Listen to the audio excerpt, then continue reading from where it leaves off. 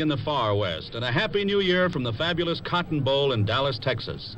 Yes, today from the famous Cotton Bowl in Dallas, Philco Corporation brings you the broadcast of the annual Cotton Bowl New Year's Day Classic. The Longhorns of Texas will face the Volunteers of Tennessee. And today, Philco will also bring you the greatest news of the new year in radio and television for the home. During this 1953 Cotton Bowl broadcast, the new 1953 Philco radio and television sets will be announced, with features and performance far beyond anything ever offered before to the American public.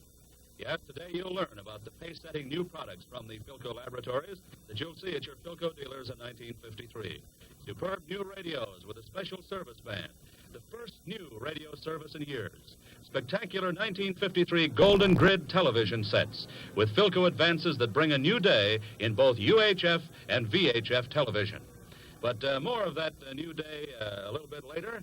In just a moment here, we're going to hear from the Assistant Director of Sports for the National Broadcasting Company, Lindsay Nelson, who will bring you the play-by-play of this Cotton Bowl broadcast from Dallas here today. This is Bob Murphy speaking, and the stands are filling up here as we look down upon them right now. One of the huge bands was on the field and circling the field as we look down below us. Bands from various parts of the state of Texas that have come here today by virtue of the fact that they won in one of the most exacting band contests we have ever heard about.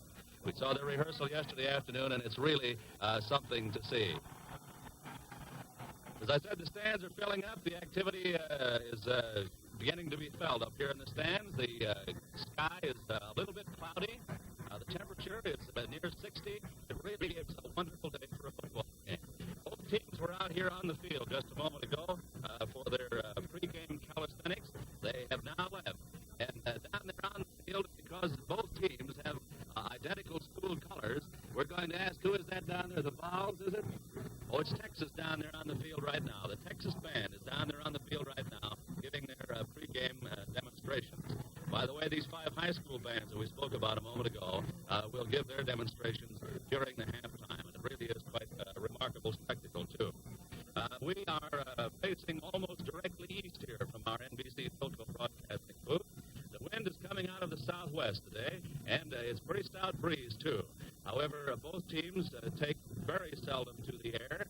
They both play pretty much of a ground game, so the wind is not considered, at least at this moment, to be a very serious factor in what is going to happen here in the next few minutes as the 1953 Cotton Bowl game gets underway.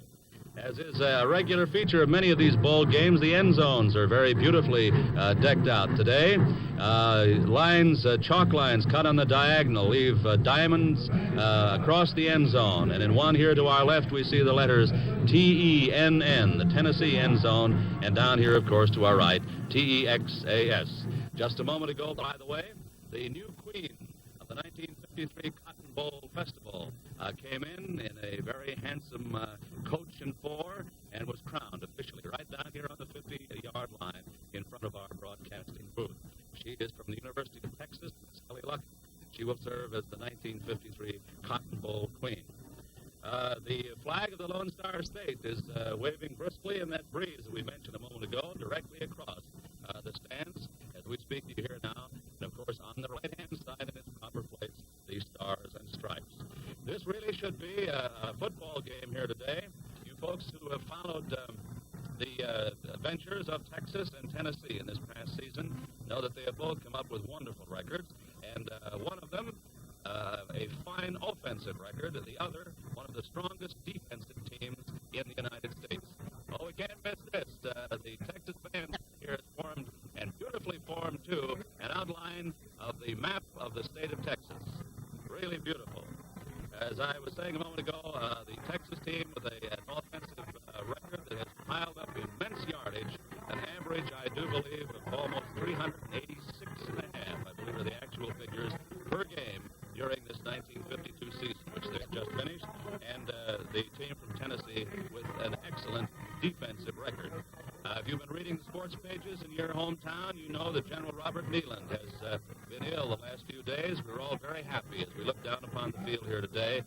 General Neyland, of course, being the famous coach, perhaps the most famous coach, the man who has added more innovations to football than any other living American football coach, was out here on the field today looking very fit and hearty, and certainly will be on the job as the Volunteers from Tennessee take the field here in just a few moments. Ed Price, the Texas coach, a man who was an 8-letter winner at the University of Texas, and certainly one of their illustrious alumni. Down here earlier, it was the boys were out running through their passing drills, their charging drills, and the pregame calisthenics. A young man who has certainly built up a tremendous record here in his first 2 seasons at Texas. He has won the conference championship both years, and nobody can ask for more than that.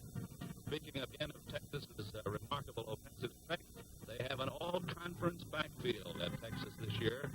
All 4 men who played regularly in the backfield made the Southwest Conference all-star team, a record that certainly doesn't occur very often in football. 2 years ago, this very day, and this is the first time that 2 teams have ever repeated in the Cotton Bowl, these self-same teams, Texas and Tennessee, were down here on the field at this very minute getting prepared for the Cotton Bowl football game of 1951.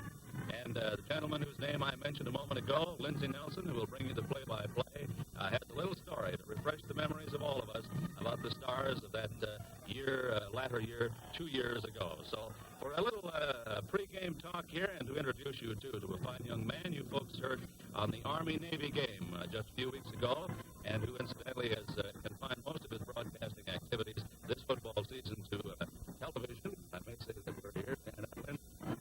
We would like to introduce to you the story of what happened here 2 years ago, and also to introduce him to you, Lindsay Nelson, the Assistant Director of Sports for the National Broadcasting Company. Lindsay? Thanks very much, Bob Murphy. Down below us, before we mentioned the ball game a couple of years ago, let us say that the sportsmanship trophy for the Southwest Conference for this year has been awarded to Rice Institute, and the Rice song has been played. The Texas band has gone into a huge block T, which, of course, is for the University of Texas. And as Bob has said, one of the great games of this Cotton Bowl series was played on New Year's Day of 1951, just 2 years ago this very day, when Tennessee met Texas. It was the first meeting in history between these 2 teams, and it was quite a ball game. Tennessee scored first when Harold Payne pitched a 5-yard pass to John Grubel after Hank Lauricella had rambled 75 yards to set up the touchdown. And incidentally, Hank Lauricella is here in this crowd as a spectator this afternoon. In the second quarter of that game 2 years ago, Texas came back to tie the score as fullback Byron Townsend went around left end for 5 yards and a touchdown.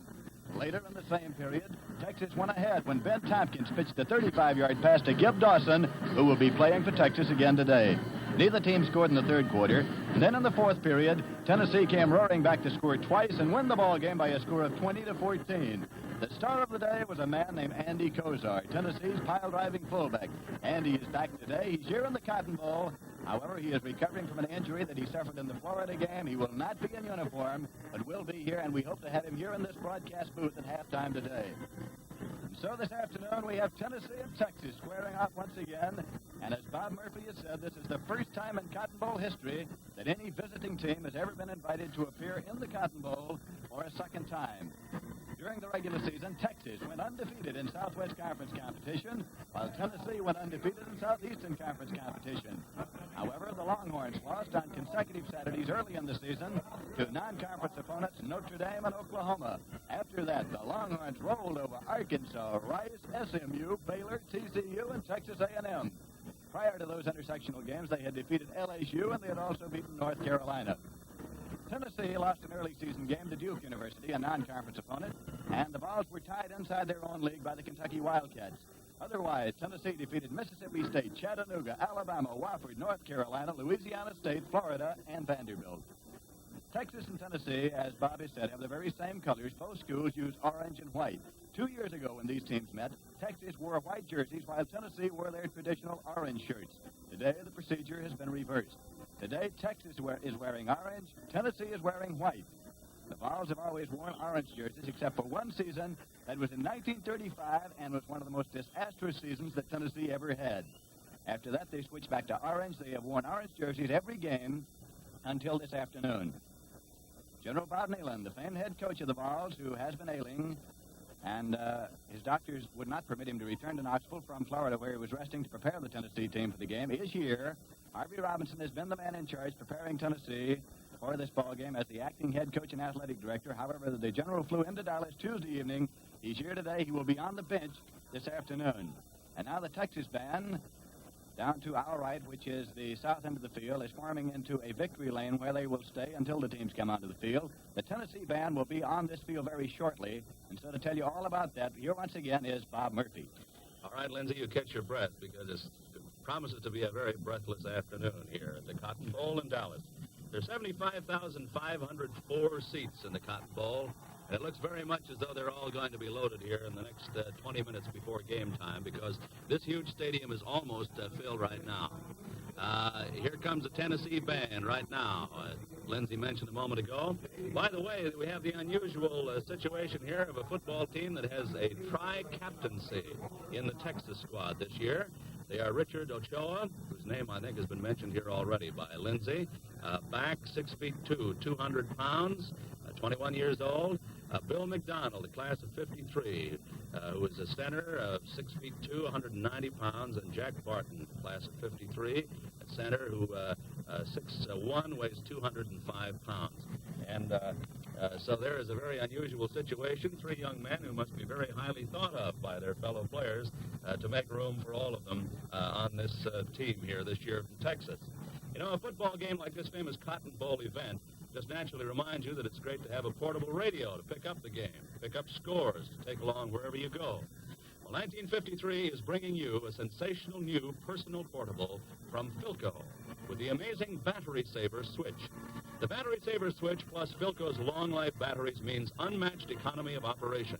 Gives you many more hours of clear powerhouse reception. But that's just part of the story. This 1953 Philco portable is a real eye-catcher, too, in an inspired new cabinet that comes in a choice of colors. It operates on AC, DC, or batteries, has Philco's MagnaCore aerial, and a special plug-in for private listening. So see, hear, and own the 1953 portable radio with the Battery Saver Switch from Philco, world's largest radio and television manufacturer. Well, here comes the volunteer band now. They're out on the field. As we mentioned a moment ago, both teams have almost identical orange colors as the predominant color of their school. However, we notice the band uniforms down here of the Tennessee group are a little bit lighter, not as dark and orange as those of our friends from Texas. They've made a formation there in the field right now. The big soutaphones well polished up for the occasion. The sun is breaking through the clouds over here to our right, and apparently the weather is moving from the west. And before the game is over today, there will be very little overcast at all, we all expect, and we'll all be working out here in the sun.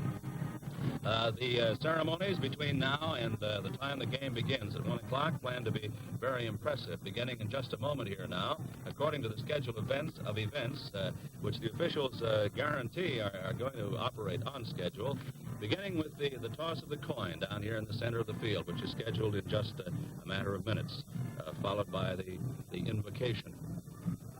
The Texas band marching around in the center of the field now, forming another figure down there. The public address announcer said something about the Memphis Blues here, and we're trying to figure out what that figure is.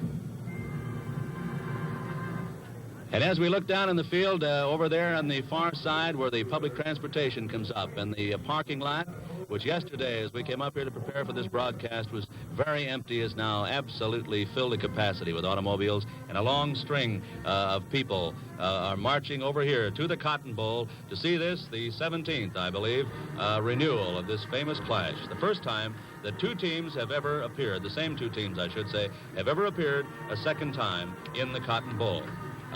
This broadcast is being brought to you by Philco Corporation, world's largest radio and television manufacturer. By the way, during the halftime of today's game, we're going to have some very interesting guests on the program. Andy Kozar, the hardest-running offensive fullback that the University of Tennessee has ever boasted, in the opinion of many authorities on Tennessee football teams, is going to be our guest. A young man who could not appear in this contest because of an injury 2 games before the season ended this year. and two very distinguished newspaper men who are appearing here today to cover for their various newspapers. By the way, one of them is the president of the Football Writers Association of America. We pause now briefly for 10 seconds for station identification.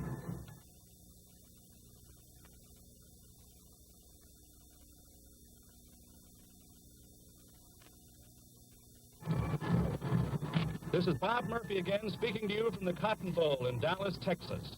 The 17th renewal of the Cotton Bowl Classic from the Cotton Bowl here in Dallas, and great activity is holding forth down there on the field below. Welcome to all of the stations who may have joined us in just the last few seconds.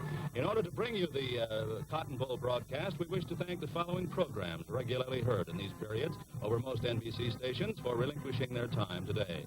Strike It Rich, sponsored by Colgate-Palmolive Pete. Dr. Paul, sponsored by Wesson Oil. Double or Nothing, sponsored by Campbell Soup. Dial Dave Garraway, sponsored by Armour & Company. Bob Hope, sponsored by General Foods. Inside News from Hollywood, sponsored by Hazel Bishop. Life Can Be Beautiful, Road of Life, Pepper Young's Family, Right to Happiness, and Backstage Wife, sponsored by Procter & Gamble.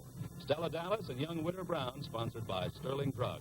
Hear all of these programs at their regularly scheduled time tomorrow. And this, the broadcast of the Cotton Bowl Classic from Dallas, is being brought to you by Philco Corporation, world's largest radio and television manufacturer. The Texas Band is down in the field, and they have just completed forming the famous Star of Texas down there. They are now facing the far stands over there, formed in 4 columns wide. Might tell you a little something about these two schools here in the brief moment we have before the invocation, which is due momentarily now. The University of Texas is formed at Knoxville, placed at Knoxville, Tennessee, a city of 212,000, industrial and agricultural center of East Pennsylvania, at the foothills of the Great Smokies. A member of the Southeastern Conference, and a team, their football team has certainly had a very wonderful record in that conference. The Volunteers, of course, is what they're called. Their band is a 100-piece aggregation. The pride of the Southland. The enrollment down there in Tennessee is around 7,700. Most of them are boys. And the colors of the school, as we mentioned before, are orange and white. The orange is just a little lighter than Texas's color. Tennessee, however, as Lindsay Nelson told you here a few moments ago, will wear white jerseys for this game. And frankly, they're not too keen about it because the one season in their whole history in which they wore those white jerseys, they had a very difficult time. The University of Texas is located at Austin, Texas, a member of the Southwestern Conference, the defending champions right now and winner of the Southwestern Conference for the past 2 years. They call themselves the Longhorns, and they have a mascot, which, by the way, Tennessee does not have. Bevo the Fifth, a shorthorn steer that they led in here just a moment ago and is at a place of high honor over there on the far side of the field as I speak to you right now. Texas is somewhat larger in student body than Tennessee, about 12,500 students, coeducational school, of course, and fine place for the young ladies, too, because there's about 8,500 young men at the University of Texas. They have a 200-piece band here today. The mascot, Bevo, we told you about, and, of course, the alma mater song is The Eyes of Texas. Well, they're marching. The two bands are marching down to take their places together in the end zone there now. And apparently this little pre-game demonstration of the school bands has just about come to an end, and we can expect the invocation here momentarily. We think that we should have the official lineups as they will go on the field here. So let's turn back again now to Lindsay Nelson, who will bring you the play-by-play, the Assistant Director of Sports for NBC, and those starting lineups. Lindsay? All right, Bob, out on the center of the field, we'll have the toss of the coin momentarily. However, we will give you the starting offensive lineups of these two teams, and then we'll give you the defensive lineups as we go along. For the Tennessee Volunteers, coached by General Bob Neyland, using the single-wing offense and wearing white jerseys. At left end, John Davis. He's 6'1", 180, and he is a native of Texas. At left tackle, Dick Mayock. He is 5'11", 200-pounder from Philadelphia, Pennsylvania.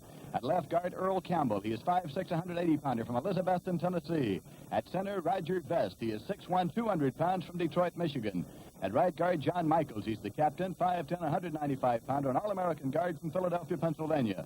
At right tackle, Bob Ursery. He is a freshman, 6 feet 3 inches tall, 205-pounder from Raleigh, North Carolina. And at right end, Vic Kolenik. He is 5'11", 180-pounder from Lynchburg, Virginia. At blocking back for Tennessee, Hal Hubbard. He is 5'10", 175-pounder from Lynchburg, Virginia. At wingback, Ed Morgan, he is 6'1", 190-pounder from Hendersonville, North Carolina. At fullback, Ray Bird, he is 6'1", 184-pounder from Knoxville, Tennessee. And at tailback, Jimmy Wade, he is 5'11", 165-pounder from Lynchburg, Virginia. Defensively, the Vols will probably use a basic six-man line on a 2-2-1 secondary. However, they also may employ a five-man line in a 5-4-2. For the Texas Longhorns, coached by Ed Price, using the split T offense and wearing orange jerseys. At left end, Gilmer Spring. He is 6'1", 190-pounder from Lufkin, Texas. At left tackle, Buck Lansford. He's 6 feet 2 inches tall, 215-pounder from Carrizo Springs, Texas. At left guard, Don McGraw. He is 5'11", 217-pounder from Abilene, Texas. And now here is the invocation. O God of hosts, at the beginning of this festival occasion in the Cotton Bowl, we pause to pray that all that is said and done here today may be clean and fine and true, in accordance with the high standards of those like the late Dan D. Rogers, who have given so much of time and talent to make possible this annual event. And at the beginning of this new year, we humbly invoke thy blessing upon us, upon those of our families and fellow citizens on Korean battlefields and elsewhere away from home, upon our strife-torn, chaotic, and embattled world, and upon our nation in the year ahead, that she may continue to be the land of the free and the home of the brave. In Christ's name, amen. We've just heard the invocation, and very shortly the teams will be coming onto the field. Here is the national anthem.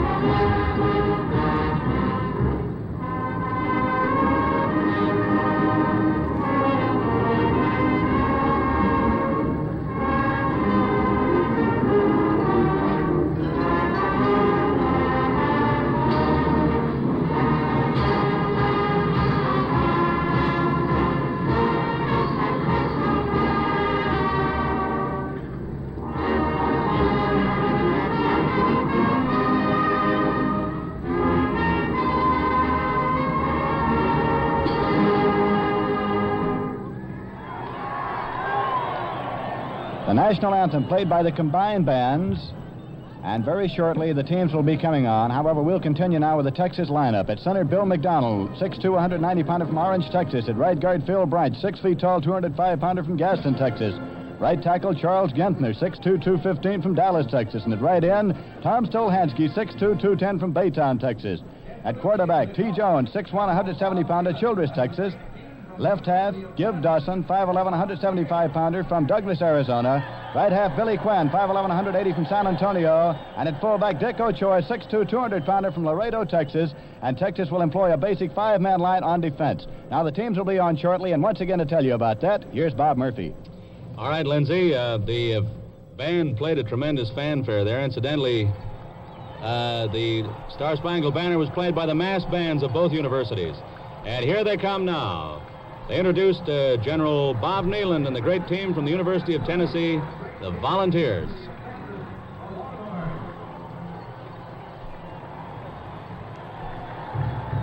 The Texas lads are coming out here now. The Volunteers have still come out from the runway down here.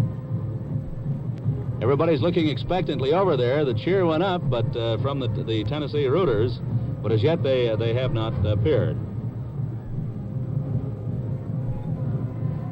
Both bands are lined up, incidentally, so you get the picture here, down on the south end of the field here, so the teams and the coaches can walk between them or really run between them, because actually that's what they do.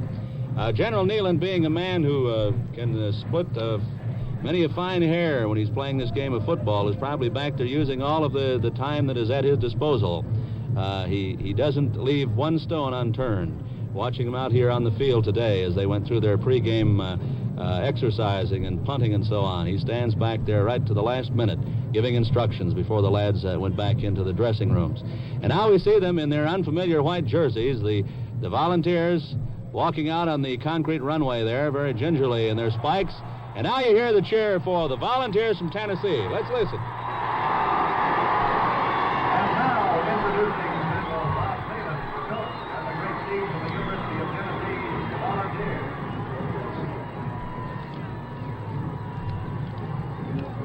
Now both teams are finally out on the field. Right down below us here will be the Texas bench, and on the far side of the field there, in those unfamiliar white jerseys with the orange letters, the Volunteers from Tennessee. This broadcast of the Cotton Bowl Classic is being brought to you by Philco, and to set the pace in portables for 1953, Philco announces a new money-saving feature in a glamorous new power-packed personal portable radio. The cabinet design is new, really inspired, and yours in a choice of colors. You get that rich powerhouse reception that's the hallmark of a Philco radio. And now with this 1953 model that's just off the assembly line, Philco brings you the amazing battery saver switch. This new feature, combined with Philco's extra long-life batteries, brings unmatched economy of operation for longer performance. So get yours at your Philco dealers now. Here is the Tennessee alma mater.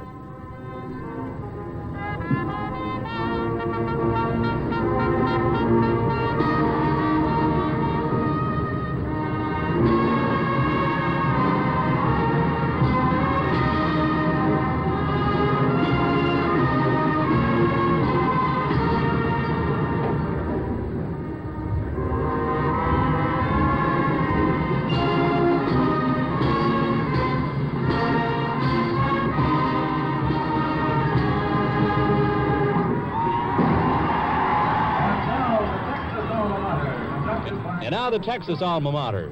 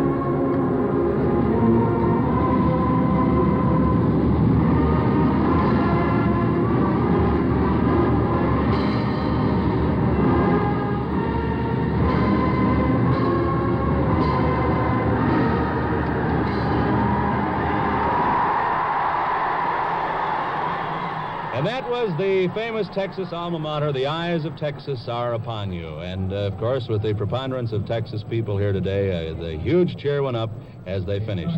Both bands, incidentally, make a wonderful spectacle down there at the far end of the field. They're now going over to take their places that have been arranged for them on the sidelines so that they can watch this famous Cotton Bowl Classic between the University of Tennessee and, of course, their own Longhorns from the University of Texas. The sun is coming through that overcast now, and as we look over here to our left, the sky is clearing. It looks like we're going to have a real sunny day. The temperature, again, let you know how the weather is down here in the sunny south. It is sunny. It's almost 60 here today. Really a fine day for football. The field is dry. We had rain 2 days ago, but it's in wonderful condition right now. Two teams are beginning to, the starting teams apparently are taking their places out there in the field. So we're going to take 10 seconds now to pause briefly for station identification. This is WMAQ and WMAQ-FM, NBC.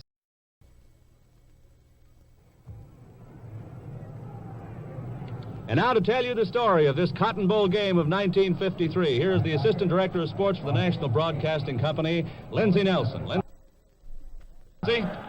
Thanks, Bob Murphy. Down on the field below now. The ball game will be getting underway in just a moment, and Tennessee will kick off and defend the south goal. Texas will receive and defend the north goal. Kicking off for Tennessee will be Ralph Adams. He is a freshman, 5 feet 11 inches tall, 200-pounder from Lawrenceburg, Tennessee. He will kick off, of course, from his own 40-yard line. The sun is shining. The Cotton Bowl, a sellout crowd as always. 75,504 tickets to this ball game sold. Fans still coming in, of course. The two deep men for Texas will be Jimmy Pace and Gib Dawson. Jimmy Pace, who started the season as a regular right halfback, is a senior. Gib Dawson also is a senior. Two veterans standing back there in the end zone. The officials, the referee is Alvin Bell of Vanderbilt. The umpire is Bailey McElrath of Centenary. The head linesman is Bob Caldwell of Mississippi State.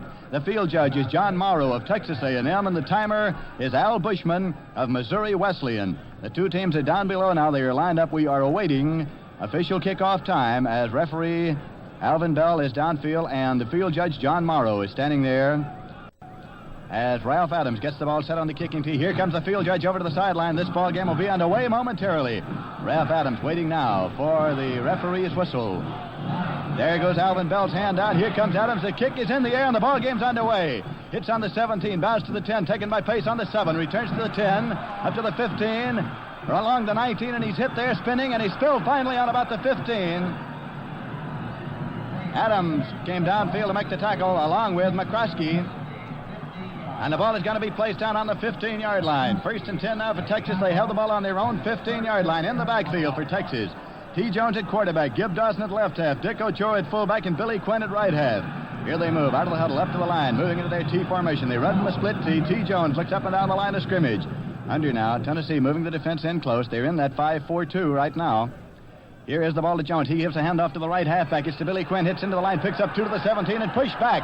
Francis Holohan on the bottom of the sack as he picked up 2. Sophomore Billy Quinn, who played his greatest game right here on this very same gridiron this year as he came into his own against Oklahoma and held the right halfback berth ever since. 2nd and 8 now for Texas, and they have the ball on their own 17-yard line. Francis Holohan, the defensive captain for Tennessee, and defensive guard was the man who led the pack in there. Here is a flanker. It's Gib Dawson, flanked out 5 yards outside the right end. T. Jones waits, gets the ball this time. Is handing it off. It's to Quinn, going wide to the left. Gets up to the 20, across the 20, and on down to the 25-yard line. Mac Franklin came in with Bob Fisher to make the tackle. As the ball was moved up to the 25-yard line, he was run out of bounds, so the ball's going to be brought into the inbounds marker. 53 feet 4 inches from the far side of the field. Moves up to the 25, and it is very, very close to a first down. Less than a yard to go.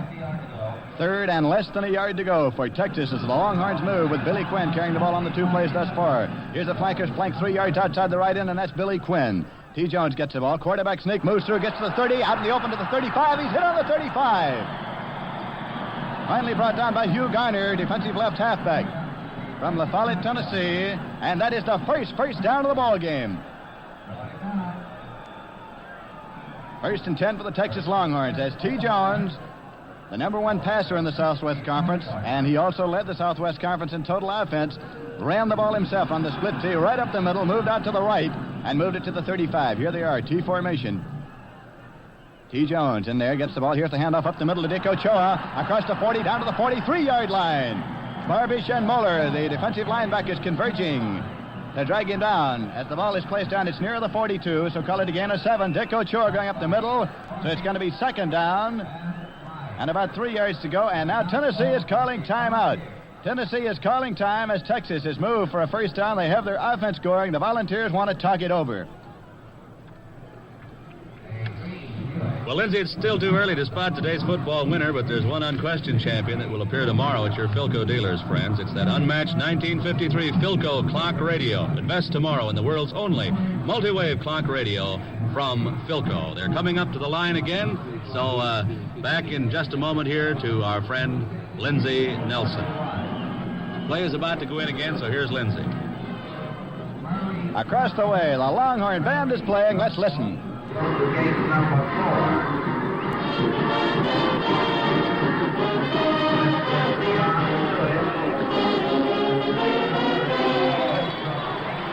Texas has the ball, 2nd down, 3 yards to go. They have it on their own 42-yard line, and they're set to go. T. Jones under calling starting signals now. Takes a look around. Now he's back under there. Gets the ball. Here's the handoff going to the right halfback. Billy Quinn hits into the 44-yard line. Hit down on the 44. Bob Fisher and Francis Holohan brought him down to the 44.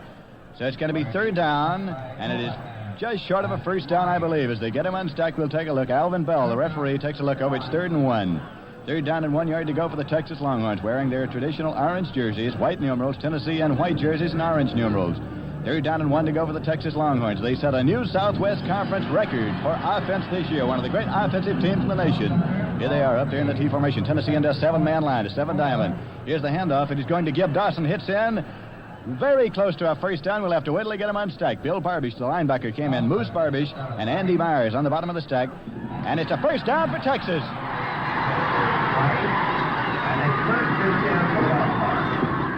The Longhorns have picked up their second consecutive first down. So they have it 1st and 10, and they have it on their own 45-yard line. The Longhorns started on their own 15. They've driven to their own 45. Coming over the ball now, tri-captain Bill McDonald, the offensive center. They're in a T formation. T. Jones, the quarterback. Gets the ball. Here is the handoff, and it's going to Dick to give Dawson as he cuts out to the right, moves up to the 49-yard line. Hugh Garner came in to make the tackle as Give Dawson carried the ball to the 49-yard line again. A force, so it's going to be 2nd and 6.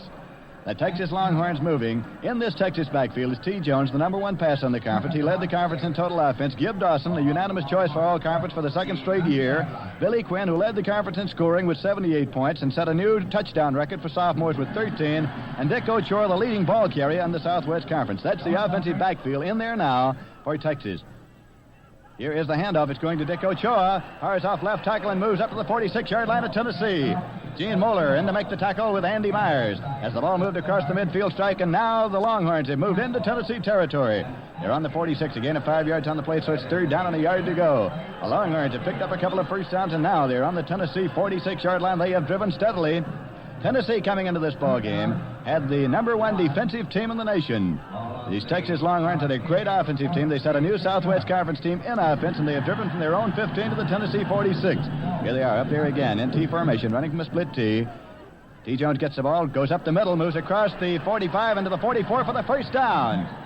Holohan and Myers in to make the tackle. Holohan and Myers in there to drag him down. It's a first down for Texas.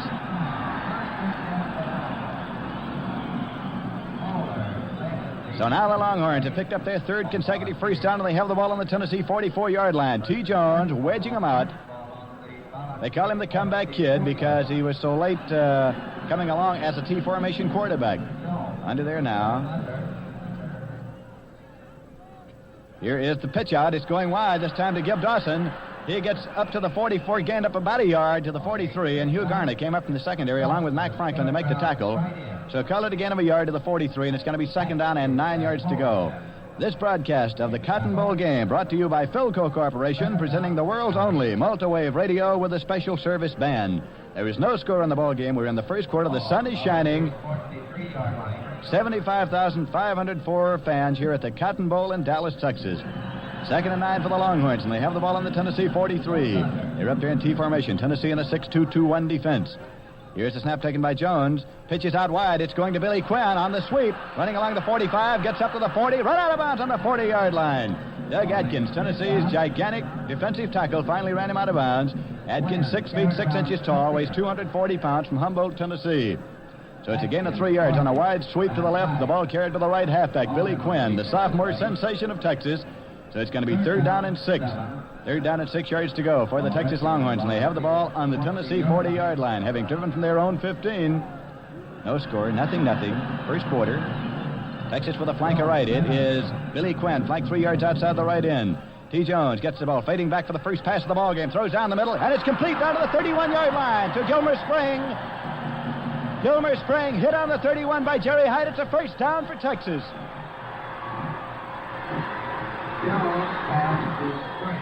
T. Jones passing to Gilmer Spring, the first pass of the ball game, and it was good for 9 yards and a first down. Jerry Hyde, the defensive halfback for the University of Tennessee, came up to make the tackle, and now Texas is calling timeout. So when players resume, Texas will have the ball first down, 10 yards to go. They'll have it on the Tennessee 31, but time is out now. Tomorrow you can see it at your Philco dealers, friends. The new 1953 Philco, America's greatest clock radio. It's the world's only clock radio with all the features, plus the first new radio service in years. It's not only a dependable, soothing alarm that lets you go to sleep and wake up to music. A Philco clock radio is your automatic servant, too. Turns on appliances like your television set or the bottle warmer for that 3 a.m. baby's bottle. Yet in addition to all this, a Philco clock radio also brings you the drama and excitement of the Philco Special Service Band. Along with the regular programs, you can tune the frequencies for ships at sea, planes in the air, police calls, forest fire reports. The only clock radio that has it is the new 1953 multi-wave Philco. Get yours from an array of sparkling new models from Philco, world's largest radio and television manufacturer. Well, the lads are down in the field, down on one knee, taking a little breather here. Some of them have their helmets off. The Texas boys here almost directly in front of our broadcasting booth, and the defensive unit of the University of Tennessee spread out here down a little bit further to our right. Texas has really come on very strong here in this first quarter. Unofficially, 8 minutes and 45 seconds left to play. Here's Lindsay. Texas first and 10 on the Tennessee 31. T. Jones has the ball. Here's the pitch out and coming wide is Gib Dawson. Can't go, and he's thrown all the way back on the Tennessee 39 by Mac Franklin. Mac Franklin, defensive left end. 6'1", 190-pounder from Madisonville, Tennessee, came in to throw Dawson all the way back in the 39 for a loss of 8 yards. So that's going to be second and 18. However, there's a handkerchief on the play. Texas was offsides on the play, so now Tennessee has a choice. Do they want to take the offside, or do they want to take the play, in which case the down does count and they lose 8 yards, and the penalty is refused. The penalty wisely is refused because the down counts, so it's going to be second and 18 for Texas, and they have the ball on the 39-yard line of Tennessee, and that is the first loss of the ball game for the Texas Longhorns, who took this ball on the opening kickoff on their own 15. They ran the kickoff back to their 15 from the 7, and then they have driven steadily downfield. Here they are up there, second and 18 on the Tennessee 39-yard line. T. Jones running to the left this time, pitches out to Quinn. It's Quinn on the sweep to the left. He's looking for a receiver. Throws incomplete. It's an incompleted forward pass. As it was the pass going to the left. The right halfback running to the left, looked downfield. Bill Barbish was the man in there on him as he came up, and so rushed badly. The pass did not fall near a receiver, so it is third and 18, and the ball is still on the Tennessee 39-yard line. Across the way, General Bob Neyland of Tennessee in his brown overcoat, gray suit as always, and gray hat, seated on the end of the bench there near the phone. One of the great athletes in his undergraduate days at West Point, where he was a football teammate of Dwight D. Eisenhower. Third and 18 now for the Texas Longhorns, and they have the ball on the Tennessee 39. They have a flanker out to the right this time. That's Gib Dawson, flank 5 yards outside the right end. T. Jones gets the ball, fades back, looks now, and it is Dawson carrying wide to the left as he got the handoff. He's to the 40 and is hit finally on the 37-yard line. Doug Adkins came in to spell him on the 37.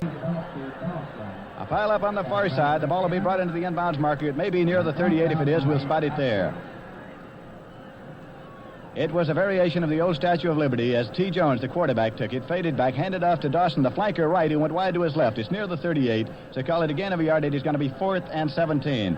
Godzak is back in single safety. Ed Godzak, a freshman, back in single safety for Tennessee. And coming back to kick now for Texas is Gib Dawson, kicking from the Tennessee 49. Godzak's backing up to his own 5-yard line. Hands outstretched now. Dawson waits, gets the ball, gets the kick away. It is over near the sideline, hitting on the 10, bounding to the 5. Godzak picks it up, fumbles it, picks it up. He's hit on the 4-yard line.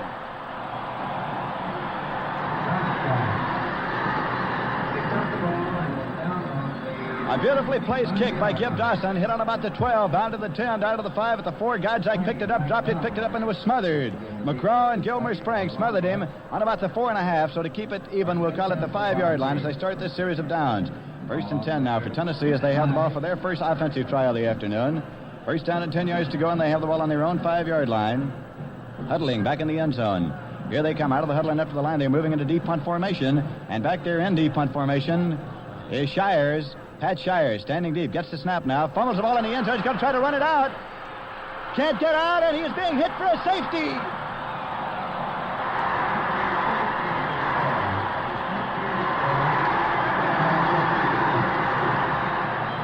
Shires hit in his end zone for a safety as Jim Rosser and Todd Price were in there on him, and Texas leads by a score of 2-0. Here was the play, and deep punt formation was Pat Shires of Tennessee. Got the pass from center, bobbled it, picked it up, tried to run it out, couldn't get out with it. He was hit back there, and Texas leads in this ball game by a score of 2-0, the first safety of the day. Tennessee will now have a free kick from the 20-yard line. They'll have a free kick from the 20 as the Texas Longhorns have moved out in front here with 7 minutes and 12 seconds remaining to be played in the first period. Coming into this ball game, as you may know, Texas was favored by about 1.5 points, and the Texas Longhorns now lead by 2. This broadcast, of course, brought to you by Philco, and remember, Philco clock radios for 1953 with new history-making low price. Tennessee now will have the free kick from the 20-yard line. Ralph Adams is placing the ball down. The receiving team is in for Texas, meaning that Jimmy Price and Cameron are the deep men along their own 20-yard line. Cameron and Price, the deep men, along the Texas 20. Ralph Adams is placing the ball down on the 20-yard line on the kicking tee. Texas 2, Tennessee nothing. 7 minutes, 12 seconds remaining to be played in this, the first period.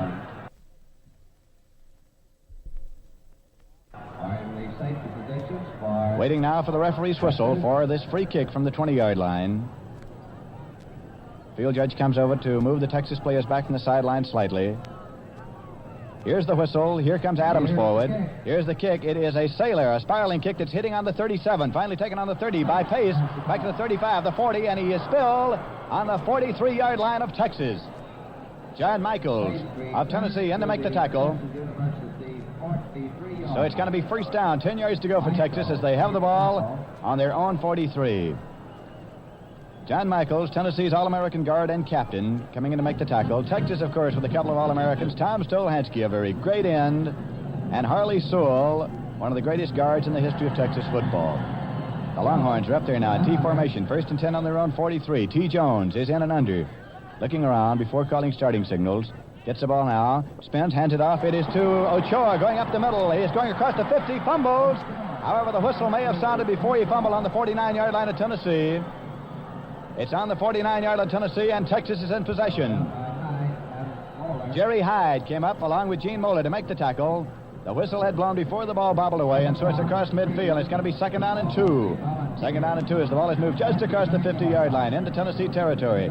Here are the Longhorns up there now in T formation. T. Jones calling starting signals. Texas leading 2-0. Spinning now and handing it off. It goes to Ochoa up the middle, and he picked up a couple of yards. Andy Myers and Doug Adkins on the bottom of the stack. As they get them unstacked, it'll be very, very close to a first down. Picking them off one by one is the referee. He takes a look across to the sideline. They may ask for a measurement, and that's exactly what they're going to do. They're going to bring out the chain to see whether this is or is not a first down. It's on about the 47-yard line, so the chain will be brought out, and we'll see whether Texas has picked up another first down. One of the great offensive teams of Southwest Conference history. The chain is being stretched. It's a first down for Texas. First and 10 for Texas, and they have the ball on the Tennessee 47-yard line. Here they move, snapping out of the huddle and up to the line. T. Jones, the man under. Here's the snap. He takes it this time. He's handing off to Billy Quinn. Quinn cuts across left tackle, moves across the 45 and on down to the 43-yard line. Andy Myers and Doug Adkins in to make the tackle on the 43. Gain of 4 yards on the play. There's going to be second down and 6. Second and 6 for Texas, and they held the ball on the Tennessee 43-yard line. James Carroll T. Jones, the quarterback for Texas, the comeback kid. Called that because he developed belatedly into a T quarterback. He played defensive halfback on the 1950 Texas team. Texas up there in T formation. Tennessee in a 6-2-2-1. Linebacker standing in to make it a 7 diamond in effect. T. Jones gets the ball, spins, handing it off this time to Ochoa, going up the middle across the 40 and down to the 39-yard line. Bob Fisher and Francis Holohan dragged him down on the 39. Again, a 4 yard, so it's going to be 3rd and 2. The Longhorns eating up yardage as they have moved onto the 39-yard line. Going to be 3rd down and 2 yards to go for the Texas Longhorns. Texas leading by a score of 2-0 by virtue of a first quarter safety. Moon is in the ball game now offensively at right end for Texas. Howard Moon is in there. Carlton Massey at the other end. Texas up there in T formation. Tennessee with a linebacker standing in a 7 diamond. Here's the handoff, and it's going to Billy Quinn. He cuts across right tackle, moved it down very close to the 36-yard line. Bill Barbish in to make the tackle, and they might have picked up another first down. We can't tell until they get them unstacked. The referee picking them off. A big pile up there is Billy Quinn took the ball, cut off right tackle. And now again they're going to bring out the chain. They're going to bring out the chain to see whether he did or did not pick up a first down. It's being brought out now. The referee, Alvin Bell of Vanderbilt, standing there. Offensive ends coming back in for Texas now. Gilmer Spring and Tom Stolhansky coming back into the ball game. It is not a first down. It's going to be 4th and about a foot to go. 4th and about a foot to go, and call it the 37-yard line. 4th and about a foot. Ed Godzak going back in defensive safety. So here is the question. Texas has the ball. They have it in Tennessee territory on the Tennessee 37. They lead 2-0. Will they kick and play the safe game, or will they gamble and go for the foot on the 37? They're going into deep punt formation. Gib Dawson standing on his or rather on the Tennessee 47. Godzak is back in safety for Tennessee. However, the play goes to the short man up the middle, and they move it down there for the first down. To the 45-yard line, T. Jones took the ball. Barbish and Mola, the linebackers, converged. However, he took it, carried it in there to the 35-yard line, and that's a first down for Texas. Texas gambling as they snapped the ball to the short man and carried it down there for the first down, and so they have it 1st and 10 on the Tennessee 35. Tennessee has had the ball offensively for only one play in this entire first quarter. They fumble on that in the end zone, and that was the safety, and we have 3 minutes and 37 seconds remaining to be played in the first period. Texas in the T now. T. Jones gets the ball, goes to the left, hands the ball off to Gib Dawson. Dawson moves across the 35 down to the 33. Doug Adkins in to make the tackle. There's going to be 2nd down and 8 yards to go. Doug Adkins, who played in this Cotton Bowl game against Texas 2 years ago as a defensive end. The amazing thing about him is the fact that he is 6 feet 6 inches tall, weighs 240, and high jumps 6 feet 6 inches on the track team. 2nd and 8 for Texas. The ball on the Tennessee 33. The Longhorns have been great offensively here in the first quarter. Here in T formation. Jones gets the ball this time. Here's the pitch out. Going wide is Dawson, looking downfield for receiver. The passer run, he throws. It is incomplete on the 18. Intended downfield for Tom Stolhansky. Jerry Hyde covering defensively for Tennessee, along with Hugh Garner. So it's going to be 3rd and 8 for Texas as they have the ball on the 33. Tom Stolhansky, Texas' great offensive end, downfield. And Gib Dawson running to his right. He's the left halfback. Looked downfield, through the pass. It was the optional passer run. So it is 3rd and 8. Texas with the ball on the Tennessee 33-yard line. Gib Dawson, virtually a unanimous choice for all conference for the 2nd straight season. As a junior, he led the conference in scoring with 62 points. This year he got 71. Didn't lead the league because his teammate Billy Quinn got 78. T. Jones gets the ball now, fading back, looks for a receiver. Can't find one. He's thrown on the 45-yard line. Snowed under. Francis Holohan and Andy Myers. Into spill, T. Jones on the Tennessee 45-yard line. So it is a loss of 12 yards on the play, and it's going to be 4th and 20. 4th down and 20 yards to go, and Ed Godzak is going back into defensive safety for Tennessee. Ed Godzak, at Rostreva Township High School in Pennsylvania, was a teammate of Bert Retchishar, Tennessee's former captain and now star of the Cleveland Browns. When Bert Retchishar came to Tennessee, Godzak went into the Marines. When he got out, Retchishar was through, but on Retchishar's advice, Godzak came to Tennessee. He's a freshman playing safety. Dawson's in deep punt formation. Boots the ball out of there. Gets a good roll as it hits on the 25 and bounds out of bounds. Somewhere between the 20 and 25-yard line. However, there is a flag. Check it. There is no flag. It is simply the official marking the ball out of bounds. It's going to be brought in, put in play. Tennessee will have the ball 1st and 10, and they'll have it on their own 24-yard line.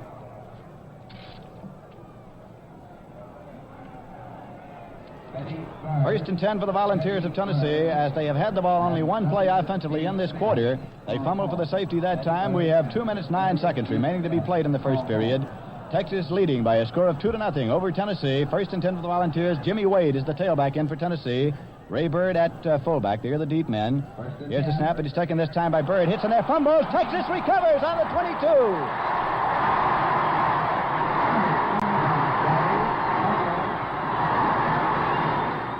The ball was snapped to Ray Bird, the fullback, hitting in there on the buck lateral series. He bobbled the ball, and Texas has recovered. Clifford Polk of Hanley, Texas, was the man on the ball. Clifford Polk has recovered. Texas has it 1st and 10 on the Tennessee 22. So the Volunteers have had the ball on 2 offensive plays in this quarter. They have fumbled both times, once for a safety, and Texas has recovered now on the 22. The Longhorns out of the huddle now and up to the line. Moving into T formation. In under there is T. Jones, the quarterback. Calling starting signals. Tennessee in a 6-2-2-1. Here's a handoff going to Dick Ochoa. Moves up the middle to the 18-yard line. Pushed back there. Francis Holohan and Andy Myers in there to push him back as he moved across the 20-yard line and inside. The ball is placed down. It's near the 19. Call it a gain of 3, so it's 2nd down, 7 yards to go. 2nd and 7 for the Texas Longhorns, and they have the ball on the Tennessee 19-yard line. Texas 2 and Tennessee nothing. Tennessee coming into this ballgame, the nation's #1 defensive team. Texas coming into this ballgame, having set a new offensive record in the Southwest Conference. Up there, set to go now. 2nd and 7 on the Tennessee 19. Texas in possession. T. Jones looking around. Calls starting signals. Gets the ball. Goes to the left this time. Gives the ball off. It is going to Gib Dawson. He moves across and gets down to about the 18 and possibly the 17. Francis Holohan in to spill him. As they get him unstacked, we'll spot the ball exactly on about the 17-yard line. Call it a gain of 2, so it's going to be 3rd down and 5. 3rd down and 5 for the Longhorns of Texas, and they have the ball on the Tennessee 17-yard line. 3rd and 5 for Texas. The sun shining in the Cotton Bowl. 75,504 fans. Tennessee and Texas, both teams having gone undefeated in their respective conferences. Here's Dawson, flanked out 10 yard outside the left end. T. Jones gets the ball now, looks for a receiver, he's going to run it, can't go, and he's hit at the line of scrimmage, might have picked up a yard. Andy Myers and Francis Holohan, the two defensive guards, playing in there closely. Drag him down. Here was the play. Dawson, the flanker, went across about 4 yards, stopped there. T. Jones looked for his spot pass receiver, didn't find him, decided to run it, and picked up, well, call it no gain, so it's going to be 4th and 5 as the ball is on the 17-yard line. Might have lost a yard on the play. And now Texas is calling for timeout. Texas is calling for timeout. When players resume, they'll have it 4th and 5th on their own, or rather on the Tennessee 17, and here is Bob Murphy. All right, Lindsay. Well, the first quarter's almost run out, too. There's just a matter of seconds here before the first quarter is over in this Cotton Bowl contest. You know, friends, in 1953, you can own the world's only multi-wave radio at new low cost. Yes, Philco presents a brand new 1953 Philco radio model.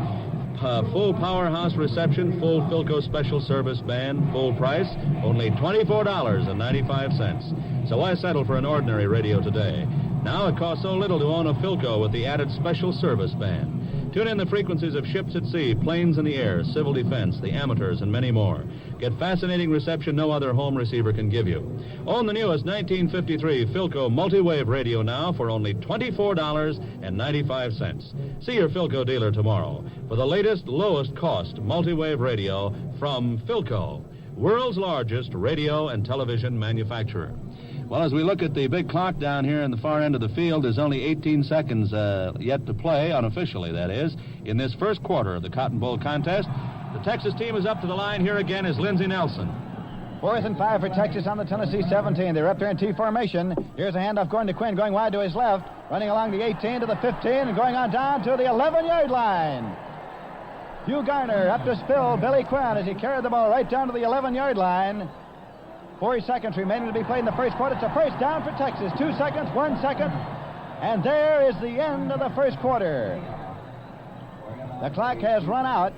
The ball is carried right down to the 11-yard line. It's a first down for Texas. However, the quarter has ended. They'll bring the ball all the way back up to the other end of the field now. And here once again to give you some of his impressions of this great Cotton Bowl Classic, here's Bob Murphy. And now, while we have this brief interval here between quarters, we pause briefly 10 seconds for station identification.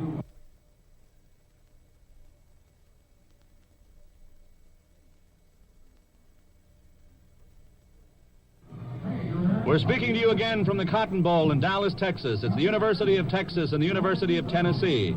The first quarter just finished in what has really been a thrilling football game here. Tennessee being driven back and back, but Texas not being quite able to take advantage of the opportunities so far that have been offered to them. However, the ball now rests in about the 11-yard line. Texas has been playing heads-up ball and very strong offensive ball, as was previously expected of this fine Longhorn team, the champions of the Southwest Conference. Down here to our left now, the play resumes, and here again is Lindsay Nelson. Texas with a flanker. It's Billy Quinn outside the right end. Here's the ball now, and the handoff goes to Dick Ochoa up the middle and moves inside the 5-yard line. Piled up on the 4. Holohan and Myers came in to spill him as he's piled up right there near the 4-yard line. As they get him unstuck, we'll spot the ball exactly for you. Perhaps it's near the 5 as they pick him off one by one. Call it the 5-yard line. Gain of 6 on the play, so it's going to be second down. 4 yards to go for a first down. 5 yards to go for a touchdown. Texas leading by a score of 2-0, and the Longhorns are driving. Moving now out of the huddle and up the line. Tennessee has moved the defense in now. Under there is T. Jones. They're in the T formation. Here's the handoff to Ochoa. Dives in there for a gain of a yard. Andy Myers came in to spill him on the 4-yard line. So it is a gain of a yard. Third down. 3 to go for a first down. 4 to go for a touchdown. Tennessee, of course, pulling the defense in. And now trainer Mickey O'Brien of Tennessee is racing onto the field as apparently a Tennessee man has been shaken up on the play. A Tennessee man shaken up on the play, and trainer Mickey O'Brien has rushed onto the field. It is Bill Barbish, I believe. Bill Barbish of Cleveland, Ohio, a linebacker, has been shaken up, and trainer Mickey O'Brien of Tennessee has come onto the field, and so time has been taken out here. When play is resumed, Tennessee will have the ball third down. Texas will have the ball third down.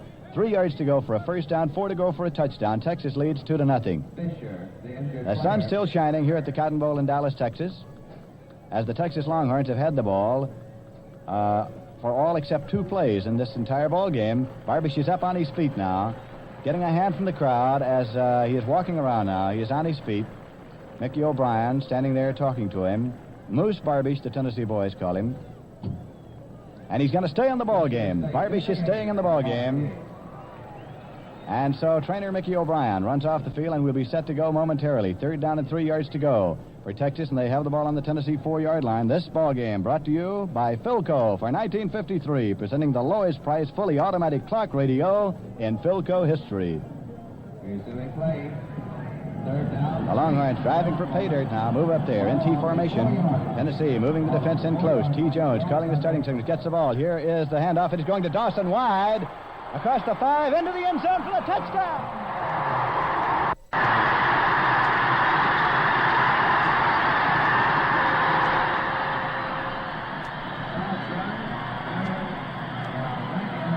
The handoff was faked to Dick Ochoa up the middle. Instead, it went to the left halfback, Gib Dawson, who swept wide to his right, carried it for the 4 yards, running for the Cotton corner. He was in there for the TD.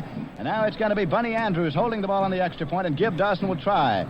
Gib Dawson, the Texas jack of all trades, he converted 26 of 30 extra points attempted during the regular season. He tried 3 field goals this year, made all 3 of them. Bunny Andrews of Dallas, Texas, who makes a specialty of holding that ball down on one knee on the 9. Hands out stretch. Here's Dawson's boot. It's up. It's good. The kick is good, and Texas leads by a score of 9-0. And here's Bob Murphy. Well, that's a pretty commanding lead, at least for the moment, Lindsay. Those extra 3 points, 2 points, I should say, on that safety might conceivably make a great difference, because it does mean that a touchdown won't do it now. They need 2. Of course, as Lindsay has pointed out here, this is a very odd circumstance here. This Tennessee team has only had the ball for 2 running offensive plays, and both of them ended rather disastrously for the Volunteers. Philco Corporation, world's largest radio and television manufacturers, bringing you this game, and here's Lindsay again. Well, the ball went up into the crowd. They won't return it, and now the officials are standing there pleading with the crowd to return the football. The uproar you hear from the crowd, and now a policeman is climbing up to go up after the football. The crowd is booing him. He is making his way up the aisle. He's outnumbered, that's all we can say. The official standing there, and here comes the ball back into the arena. It just misses, as a matter of fact, falls into the front rows. And momentarily, we expect to have a football to play once again. The teams are lined up. They're simply waiting for the ball, and here they come now.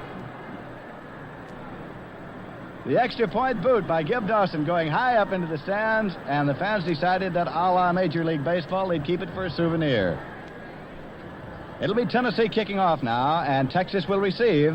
The Volunteers get their choice, and they have chosen, because of the win here, to kick off. And kicking is going to be Adams. Check it. It's going to be Texas kicking off and Tennessee receiving. Hub Ingram will kick off. Now check that. It is Anglin moving over now to kick. Anglin comes forward. Toe meets the ball. A low sailor going all the way into the end zone and out of the end zone. Blocking downfield continuing. However, it's an automatic touchback and will be brought out to the 20-yard line. We'll recap that one for you since there was confusion. Kicking off was Ken Anglin of Texas. It was a low boot that sailed completely into the end zone. A low liner that hit one time in the end zone and scooted right on out. So Tennessee takes over 1st and 10 on their own 20-yard line. Tennessee has had the ball on 2 plays offensively this afternoon. They have fumbled both times. Once for a safety, and again, Texas recovered and set up their touchdown. Second quarter of the ball game. Texas 9, Tennessee nothing. Jimmy Wade is the tailback in for Tennessee. Bird is the fullback. Here's the ball going to Wade. Cuts off, tackle, sweeps wide to the left, trying to go outside in. Can't go, and he's thrown out of bounds for a loss of a yard. Marvin Leith of Henderson, Texas, in to make the tackle as he ran Wade out of bounds on the 19, so it's going to be 2nd down and 11 yards to go for the Volunteers, and they have the ball on their own 19-yard line. Texas 9, Tennessee nothing. Second quarter of the ball game. The Cotton Bowl in Dallas, Texas. This broadcast of the Cotton Bowl game for Philco is being heard coast to coast over NBC and around the world, while men and women overseas through the facilities of the Armed Forces Radio Service. Tennessee in a single wing. On the wing is Ed Morgan. Hal Herbert is the blocking back. Bird is the fullback, and on the tailback is Wade. The ball goes to Bird. Hits in, can't go, picks up 1 yard, and he's piled under on the 20. Petrovich came in to spill him on the 20-yard line. Charles Petrovich, 6'1", 205-pounder from Palestine, Texas, spilled him on the 20, so it's 3rd down and 10 for the Vols, and they have the ball on their own 20-yard line. That was the first gain of the day for the Volunteers as they picked up 1 yard. Now they snap out of the huddle and up to the line. 3rd and 10 on their own 20 into a single wing formation. Jimmy Wade is the tailback. Ray Bird the fullback. Here is the snap, goes to Wade. He fumbles, picks it up on the 10. He can't go, and he's thrown on the 11-yard line. Bill Georges and Carlton Massey and to Spill Wade on the 11-yard line as he fumbled it. And Pat Shires is coming into the ballgame for Tennessee. Pat Shires is coming into the ballgame for Tennessee as it's going to be 4th down and 19 to go. The Vols have the ball on their own 11-yard line. Shires, the kicker, is coming into the ballgame. He is a brother of former Tennessee All-American Abe Shires, former tackle for the Volunteers in the late 30s, who is here in the crowd this afternoon. When players resume, Tennessee will have the ball 4th and 19. They'll have it on their own 11-yard line.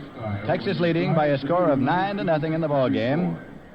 And what do you think about the situation, Mr. Murphy?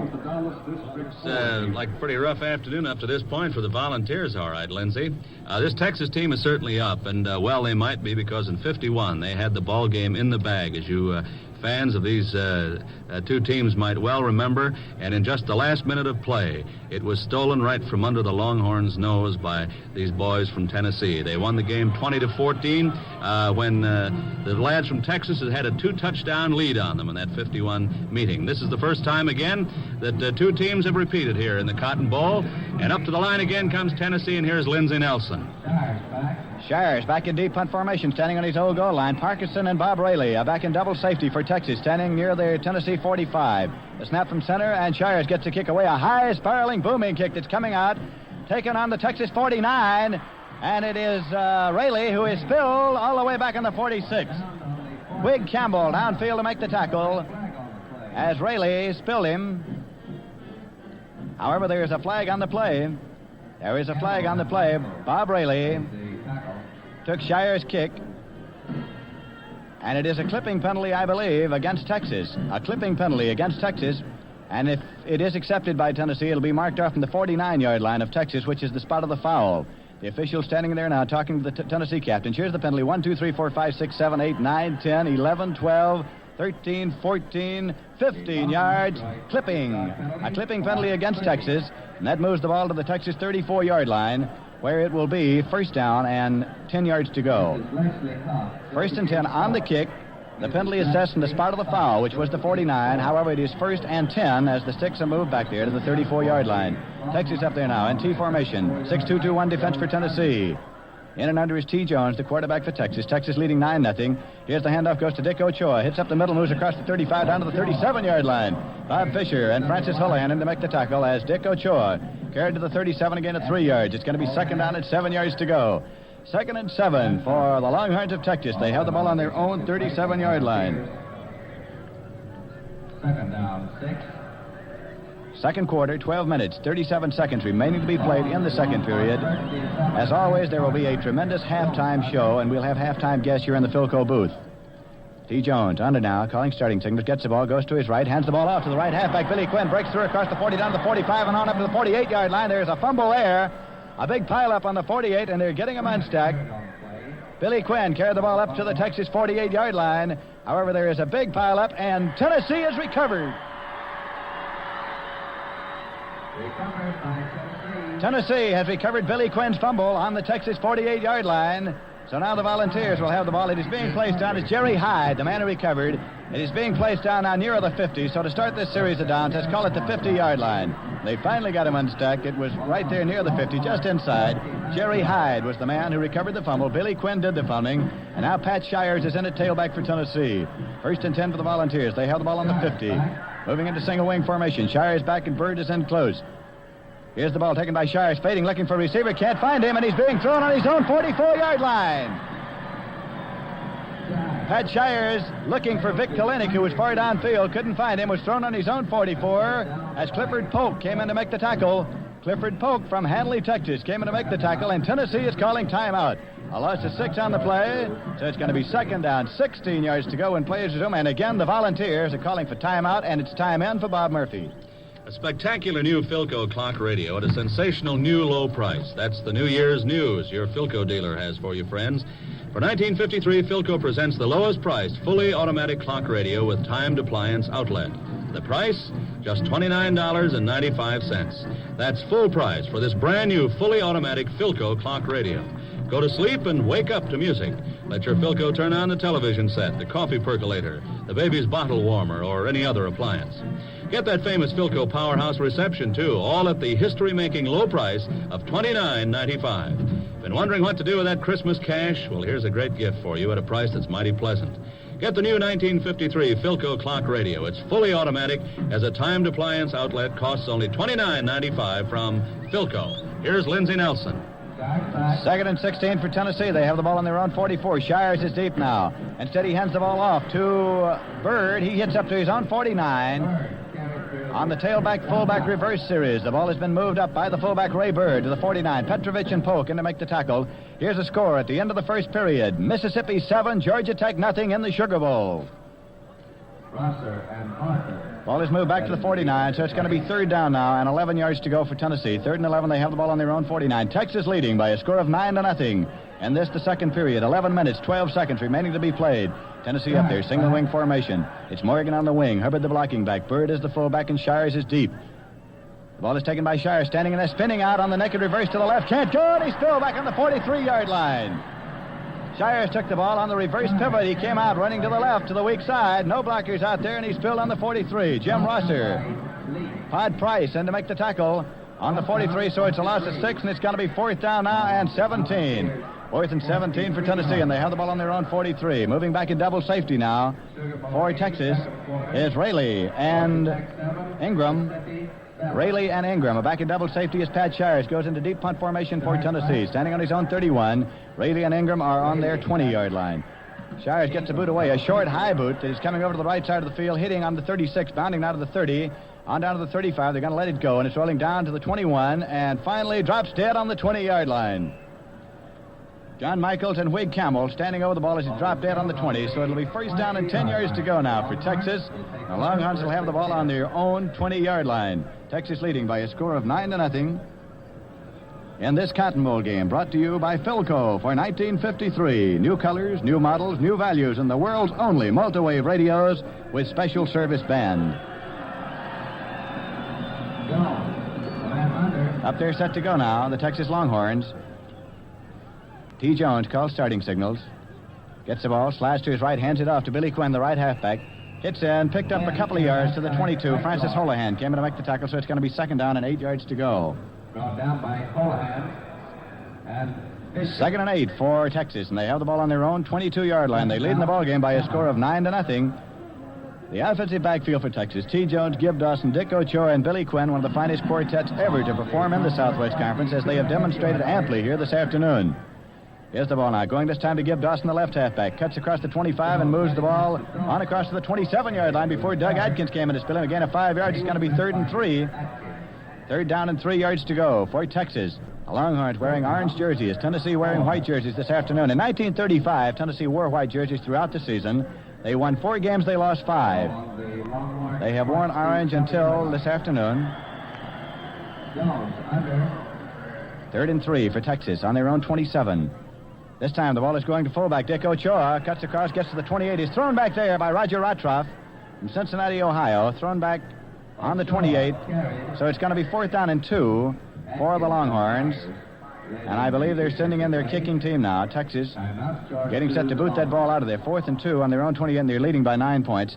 Ed Godzak, the freshman, will go back in defensive safety for Tennessee. This is a charge timeout against Texas. A charge timeout as they got the kicker in there. General Bob Neyland of Tennessee sitting across the way on the bench in his overcoat. Farmer Johnson and Harvey Robinson, assistant coaches, up and along the sideline. Back in deep punt formation now is Bob Rayleigh to kick from his own 15-yard line. Godzak of Tennessee is on his own 30. Here's the pass from center. Godzak boots it out of there. A high kick that is coming right down and hitting on the 31. Bounds back to the 25. They're going to let it go, and it is being down on the 23-yard line of Tennessee. So the Volunteers will take over first and 10, and they'll have the ball on their own 25-yard line as it's finally brought into the inbounds marker. Call it the 25. So Tennessee with the ball first and 10 on their own 25. A Tennessee man was shaken up back downfield, and trainer Mickey O'Brien has come out of the field to lead him off. Tennessee man shaken up at the line of scrimmage, and it is Hugh Garner. Hugh Garner was shaken up down there near the line of scrimmage. It's being led off under his own power by Mickey O'Brien. So Tennessee has the ball offensively. First and 10 on their own 25. Pat Shires is the tailback. Ray Bird is the fullback. Hal Herbert at blocking back, and Ed Morgan is on the wing. The Volunteers running from a balanced line, single wing formation. Starting signals called now. Texas in there playing an 8-3. Ball is taken by Shires. The penalty flag on the play. Shires can't get rid of it. It's being thrown back on the 16-yard line. Bill Georges came in to spill him on his own 16. However, there's a penalty flag back at the line of scrimmage. Shires looked for a receiver downfield. It was Tex Davis, for whom he was looking. He didn't find him and was thrown by a host of orange jerseys. However, back at the line of scrimmage, there is a penalty. It is against Texas. Texas offsides on the play. Doubtless Tennessee will accept this one. Here's the penalty. 1, 2, 3, 4, 5 yards against Tennessee. Offsides against Texas. The ball moves up to the 30. It's first down and 5 yards to go. First and 5 for the Vols. They have the ball on their own 30-yard line. Texas 9, Tennessee nothing. 8 minutes, 36 seconds remaining to be played in this, the second quarter of the ball game being played in the sunshine before 75,000 fans in the Cotton Bowl in Dallas, Texas. Tennessee snapping out of the huddle up to the line. Shires is deep, and Ray Bird is the fullback. Texas now playing a 5-3. Here's the ball to Bird, the fullback. Moves up the middle, gets across the 30, down to the 32-yard line. Charles Petrovich and Marvin Leith in to make the tackle on the 32. So it's going to be second down and 3 yards to go for Tennessee. Needless to say, the Vols have not picked up a first down in this ball game this afternoon. Had the ball only 2 plays offensively in the first quarter. Fumble both times, one for a safety and the other to set up a touchdown. 2nd and 3 now for Tennessee, and they have the ball on their own 32-yard line. Single wing, formation right, balanced line. Texas moving back now into that 7 diamond defense as they've been shifting it. Shires is back.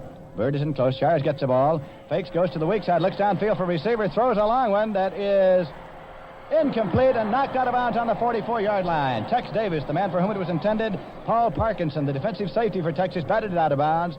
So it's going to be 3rd and 3 for Tennessee on their own 32. Shires pitching for Tex Davis. He's a native of Texas, played at Paris Junior College in Paris, Texas. Came here to the Cotton Bowl 2 years ago. He saw the ball game. He saw Tennessee beat Texas. He went home with them. He went to Knoxville. He became a regular on the Tennessee team. He is back here in the Cotton Bowl, Dallas, Texas, his home state, again this afternoon. 3rd and 3 now for Tennessee, and they have the ball on their own 32-yard line. Paul Parkinson, playing defensive safety, was injured earlier in the year, and Bill White had finished the season as defensive safety. This afternoon, Parkinson from Baytown back in there. Okay, Tennessee now up there in single wing. Formation right. Pat Shires is the tailback. Gets the ball this time. He's handing it off to fullback Ray Bird. Can't go. He's thrown for a loss back on the 25-yard line. Carlton Massey, the man who got him by 1 foot, back on the 25-yard line. Bird tried to get up and run. However, he had been down there, and it's a loss of 7 yards. So it's going to be 4th down and 10 yards to go. You know, coming into this game this afternoon, Tennessee was the #1 defensive team in the nation. However, Texas has looked great on defense this afternoon. Texas has had a great defense, and they've had an equally great offense. Back in deep punt formation now is Pat Shires to boot from his own 14. Bob Rayleigh back in single safety for Texas on his own 36-yard line. Hands outstretched. Shires waits on his own 14. Gets the snap from center. Boots it out, coming up across the 50-yard line. Hitting on the 47, across the 45. It's taken on the 40 as a fumble. Tennessee recovers on the 35-yard line of Texas.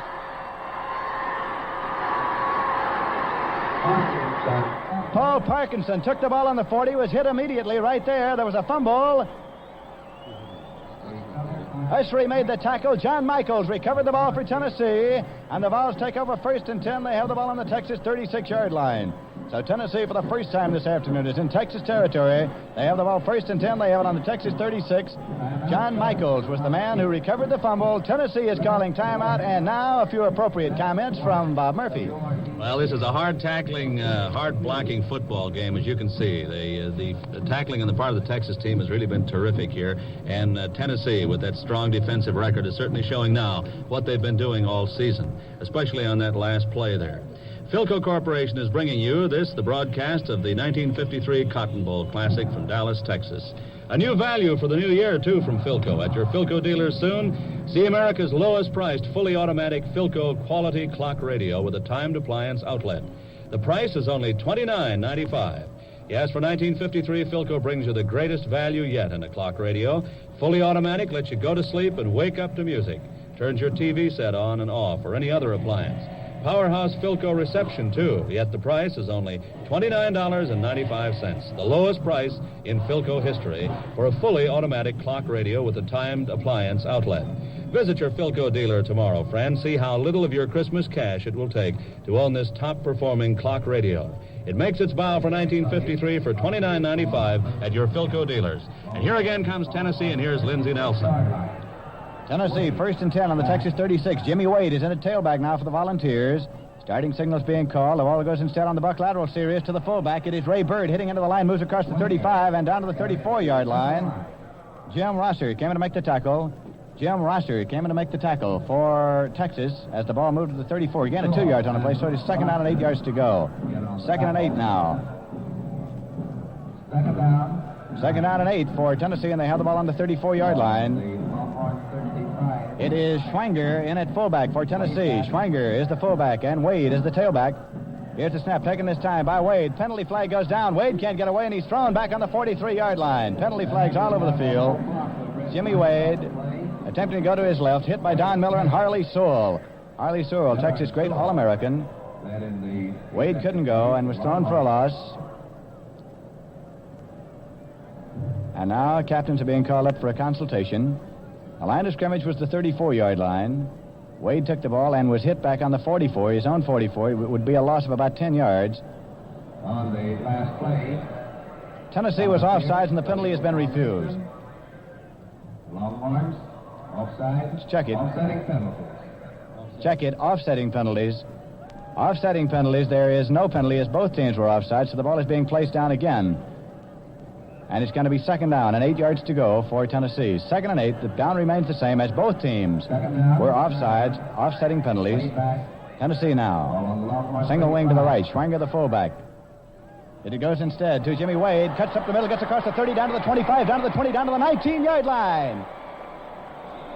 Carlton Massey finally pulled Jimmy Wade down as he took the ball. A half spinner, he faked the ball to the fullback, cut right up the middle, and moved the ball down to the 19-yard line. And it's the first time this afternoon the Tennessee fans on the far side of the field have had a chance to cheer. Colin Monroe and Williams in there offensively now for Tennessee at tackles. 1st and 10 for the Volunteers, and they have the ball on the 19-yard line of Texas. Texas leading by a score of 9-0. 6 minutes, 3 seconds remaining to be played in the first half of the ball game. Ted Schwanger, the fullback. He's a freshman. Jimmy Wade, the tailback. Here they are, in and under now. Starting signal is being called. It is taken this time by Jimmy Wade. Cuts off tackle to the right, picks up about 1 yard as the Texas defense came in to smother him on the 18. Hugh Reeder on the bottom of the stack. And Harley Sewell also in there. So it's going to be 2nd down and 9 yards to go. Jimmy Wade, the tailback, who just made the longest gain of the day for Tennessee, is the man who was the star of the Tennessee-Alabama game. He's a sophomore. Was used last year exclusively as a defensive safety man. Was used this year as an offensive man. And here's a penalty against Tennessee. A penalty of 15 yards. Illegal use of hands and arms against Tennessee. Illegal use of hands and arms. He's going to move the ball back to the 32-yard line. The down will remain the same. 1st down for Tennessee as it is on the 32-yard line. 1st down and about 24 yards to go for Tennessee as they have the ball on the Texas 32-yard line. Single wing, formation right, balance line, 7 diamond defense for Texas. Jimmy Wade, the deep man for Tennessee. Ted Schwanger is the fullback. Schwanger gets it spinning. He hands it off to Wade. Wade looks downfield for receiver. Throws out to the right. It is incomplete. Batted down on the 5-yard line. Intended for Vic Kalinick. Paul Parkinson, the man who batted it down. So it's going to be 2nd down and 24 yards to go for Tennessee as they have the ball on the Texas 32. You know, both of these teams have had a host of outstanding stars in past years. Texas All-Americans have been Malcolm Cutner, Chal Daniel, Joe Parker, Herb Bechtold, Bobby Lane, Dick Harris, Bud McFadden, Don Manasco, Bobby Dillon, Harley Sewell, Tom Stolhansky. Great ball players who have gone before at the University of Texas. Pat Shires is now coming to the ballgame at tailback for Tennessee.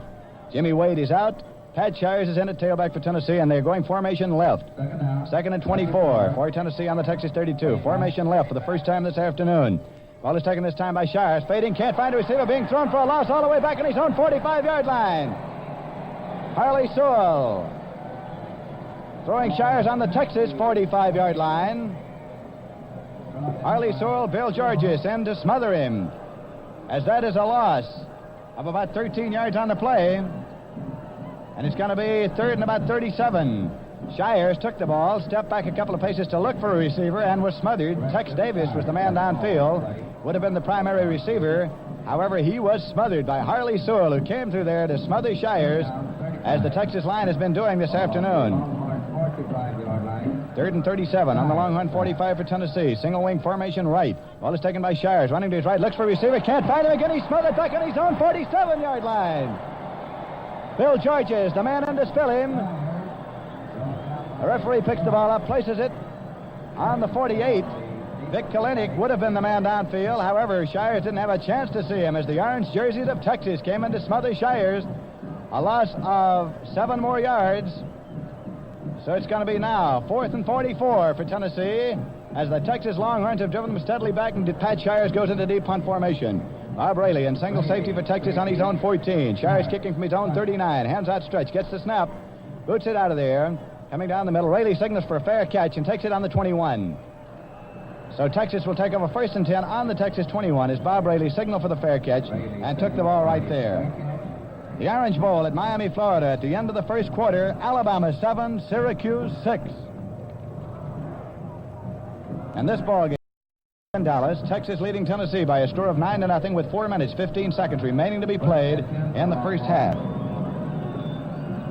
Here is Texas moving up there in T formation. T. Jones, the quarterback. Calling starting signals. Gets the ball this time, and it's going to Dick Ochoa up the middle, out across the 25, the 30, and up to the 34-yard line. Bill Barbich finally pulled Ochoa down. As he raced right up the middle, the ball is being placed back on the 32, and there's a penalty flag on the play. A penalty flag on the play at the 25-yard line. Illegal use of hands and arms against Texas, so that gain will be nullified. Dick Ochoa moving the ball right up the middle. However, it's a penalty against Texas. Assessed from the 25, it's a 15-yard penalty for illegal use of hands and arms, and that's going to put the ball back on the 10-yard line. So the ball goes back to the 10-yard line, making it an overall loss of 11 yards, so it's going to be 1st down and 21. The down remains the same. The penalty assessed from the spot of the foul, which was the 25.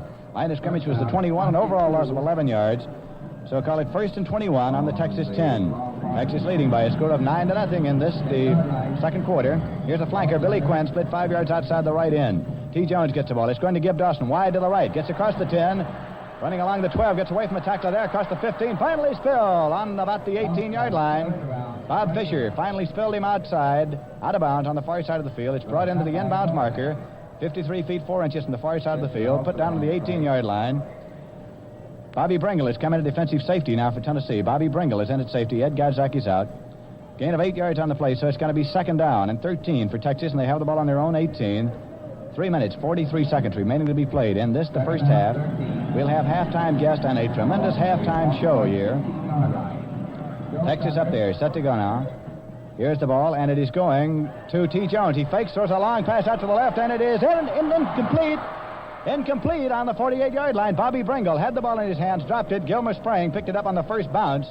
However, it goes incomplete, so it's going to be 3rd down now and 13 for Texas. A long pass. T. Jones faking beautifully to Ochoa, who went up the middle. Went back to throw up to the 48. So now it's going to be 3rd and 13 for Texas. They have sent in the kicking team, meaning they're going to play it safe. As they have the ball on their own 18-yard line, they have a 9-point lead. We are late in the first half of the ball game. Paul Parkinson is in defensive safety for... check it. Going back to kick is Bob Rayleigh for Texas, and in single safety for Tennessee is Bobby Bringle. Rayleigh's going to kick from his own 5. Bringle's on his own 40. Hands out stretch now. Bob Rayleigh for Texas gets the ball, boots it out of there. A high booming kick that comes across the 50, hits on the Tennessee 40, is bounding along the sidelines and out of bounds right near the 40-yard line. And as the ball is brought into the inbounds marker, in order that our stations across this nation and around the world may properly identify themselves, we pause 10 seconds for station identification.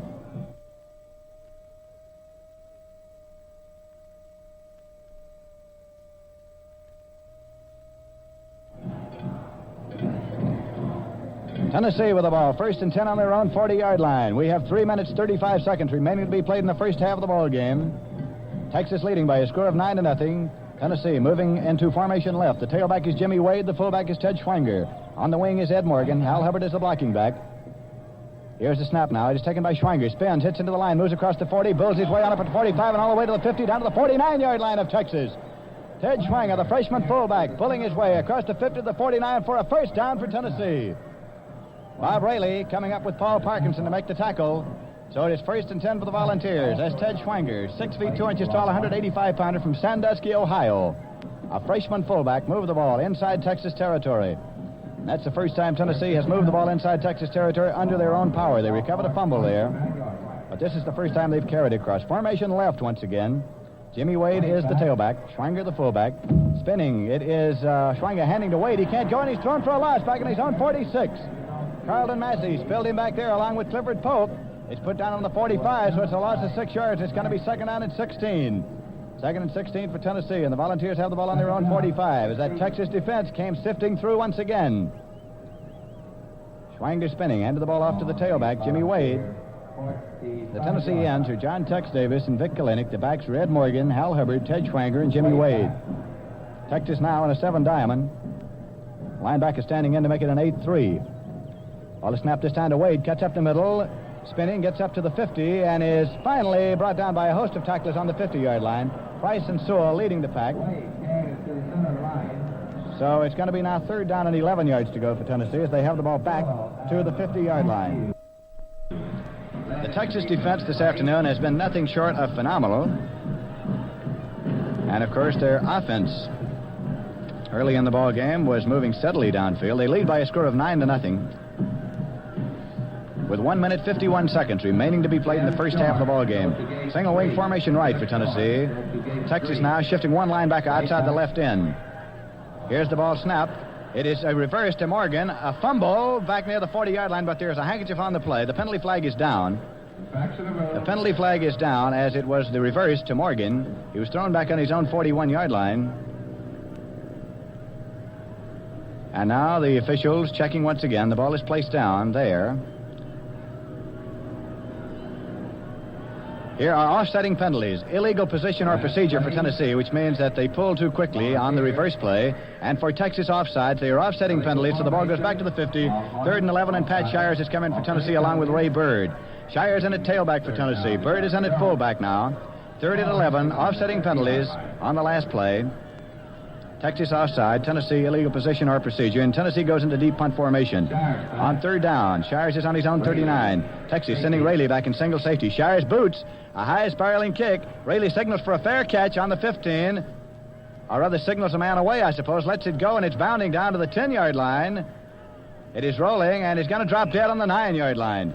Rayleigh was waving, and we thought he was signaling for a fair catch arrow. He was waving a teammate away from the ball. He let it hit, and it went down to the 9-yard line. John Michaels and Earl Campbell were down covering. So Texas will have the ball 1st and 10. They'll have it on their own 9-yard line.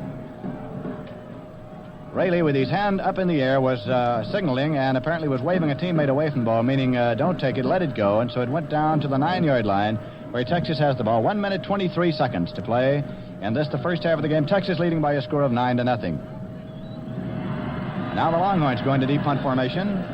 Standing back in the end zone is Gib Dawson. Godzak is in single safety for Tennessee. However, the ball goes up close to T. Jones. He is handing it off to Billy Quinn. Quinn hits it to the line and moves it up to the 14-yard line. Holohan came in to spill him. Again, a 5 yards on the play, so it's 2nd and 5. 2nd and 5 for Texas as the ball went to T. Jones, the quarterback. He went right, slid down the line, handed it off to Quinn. Billy Quinn hit into the line to pick up 5 yards. Earlier in this ball game, Texas, similarly, in deep punt formation, used the quarterback, T. Jones, hitting in there himself to pick up a vital 1st down. 33 seconds, and this may be the last play of the first half coming up. 2nd and 5 for Texas. They have the ball on their own 14. The Longhorns up there now in T formation. T. Jones, the quarterback, takes a look around. Still calling starting signals, a high count. Gets it this time, is handing it off to Ochoa, moving up the middle across the 20-yard line, still going down the 25, the 26-yard line. Jerry Hyde came in to spill him. Ochoa moving in there across the 25 and up to the 26. It's a 1st down for Texas. 1st and 10, and they held the ball on their own 26. And now Texas is calling time to stop the clock. We have 8 seconds remaining to be played in the first half. Texas has called time, so it's timeout for Texas, time in for Bob Murphy. All right, Lindsay, 1953 is going to bring brand new experience for music lovers, made possible by a triumph of tonal research in the Philco laboratories. Philco has perfected the true harmonic reproducer, and it's yours now in the new low-cost Philco table radio phonograph. The true harmonic reproducer is a special phonograph pickup that reproduces the full range of harmonics for the first time. It reproduces the character of every instrument, every voice, brings you record reproduction never before achieved on a table radio phonograph. It's yours for 1953 in Philco's table radio phonograph that also plays all records automatically. You'll enjoy Philco's far-advanced multi-wave radio top and its special service band, too. So see your Philco dealer tomorrow for a thrilling demonstration of the world's only table radio phonograph. All right, Lindsay, last play of the half. 1st and 10 for Texas on their own 26. Jones gets the ball, fading back now, looking for a receiver, and he's going to run it. He's up to the 25, still hard on the 26-yard line. 1 second to play in the first half, and there is the end of the first half. Gene Moeller came in to make the last tackle as T. Jones ran it out to the 26 just at the end of the first half of the ball game. And so the score at the end of the first half as the teams leave the field is Texas 9, Tennessee nothing. There'll be a tremendous halftime show. We'll have guests here in the booth to tell you all about that. Here's Bob Murphy. Bob? All right, Lindsay, and a wonderful first half. Lindsay Nelson. Well, that's the story, as Lindsay mentioned just a few seconds ago. It's 9-0, and Texas, the team that had victory stolen right from beneath its grasp here 2 years ago in the last minute of play against this self-same Tennessee team, came on very strong here in the first half, completely dominated the first quarter, and although Tennessee did come back to life in the second quarter, came through with a 9-0 lead. Gib Dawson scoring from a few yards out on a run around right end for the touchdown. The point was kicked, and of course, Tennessee was caught in their own end zone. During time, to Dow High Stadium and watch these youngsters who are now down here on all sides of the stadium. They're college girls and high school boys and girls from all parts of the state of Texas. They won their right to come here to the Cotton Bowl and perform today by dint of very, very serious and strenuous contests. There are 5 bands, and the Rangerettes, 55 young ladies from Kilgore College in Kilgore, Texas. The bands who won the right to come to the Cotton Bowl this year and were informed several months ago and have been rehearsing very hard ever since that time is a band from Pine Tree High School in Gregston, Texas. Mr. Ed Lumpkin is the director of that group. The band from Robert E. Lee High School, Baytown, Texas, down on the Gulf Coast. J.C. Burkett is the director, and they're coming into position down here right now. San Angelo High School Band of San Angelo, Texas. Homer Anderson is the director of this group. The Hooks High School Band from Hooks, Texas. Norman White, director. Lubbock High School's band is down here in the Cotton Bowl this year. Paul Branham is the director of that group. And the Ranger Band from Kilgore College, Kilgore, Texas, Major H.L. Walker is the director. And those Rangerettes that we told you about. 55 young ladies from Kilgore College down Kilgore, Texas. They, right now, are arranging themselves down here in various musical groups. They're going to give us a little music lesson down here, we're told. The color is really beautiful to see because they all have different colored uniforms, and there are literally several thousand of these youngsters. They have now formed down here a musical staff with the treble clef, and the public address announcer is saying this is a whole note, and they play the whole note. Now a whole group is moving down the musical staff, and they're going to play the tone D. Here they come again, moving down in their black and yellow uniforms. The band plays the note C. Now they're going back to join with their fellows, half of whom were on the far side of the stadium. You must understand that the diagrams for all of this were made up months ago. We're told that this halftime entertainment here today actually is costing about $1,000 a minute. And these youngsters have put in really thousands of man-hours of work to make this wonderful display for the people here in the Cotton Bowl today. Now the two groups forming two notes are moving down to play two more notes. I wonder if you recognize the little tune we've been playing for you. Playing Three Blind Mice is what they played very slowly, and now they're playing it. And now you can read music. And the announcer says that now you can read music, and really it was a very graphic illustration, too. Well, the show goes on down here in the Cotton Bowl. Believe me, it is a colorful exhibition, and as I mentioned at the outset here of the halftime, one of the features of the Cotton Bowl, the entertainment at halftime, is one of the big things, and in spite of the wonderful ball games they have here in the Cotton Bowl, the fans really go for this, too. Sitting alongside of me here right now is a gentleman who has been covering Cotton Bowl games, I guess, ever since they started. Isn't that right, Bill? Well, I've been either here or close by, I'll say. Yeah, either here or close by. I'm talking about Bill Reeves, who is the sports editor of the Dallas Morning News and is also the president of the American Football Writers Association of America. How long do you hold a job like that, Bill? Well, Bob, usually they throw you out after 1 year. They catch on to you within the space of a year, you see, and then they throw you out. Mm-hmm. You a little happier at halftime? Well, of course, at halftime 2 years ago, we were pretty happy here in Texas. Yes, that's too. right. I'm sitting next to a newspaper man down there in the lower level of the press box from Austin, and he's still very nervous. He says, I remember 2 years ago, so I'm not comfortable yet. Well, there's no doubt about it. This Tennessee team certainly has more both on offense and defense than they showed here in the first half. Well, I think so. However, I do believe that the Texas defense has been underrated. There's been so much talk about their offense, and they have a very fine defense, actually, and which they certainly are showing today. I wrote down the name of that one end here who went right over the guy who was going to block him. What was his name?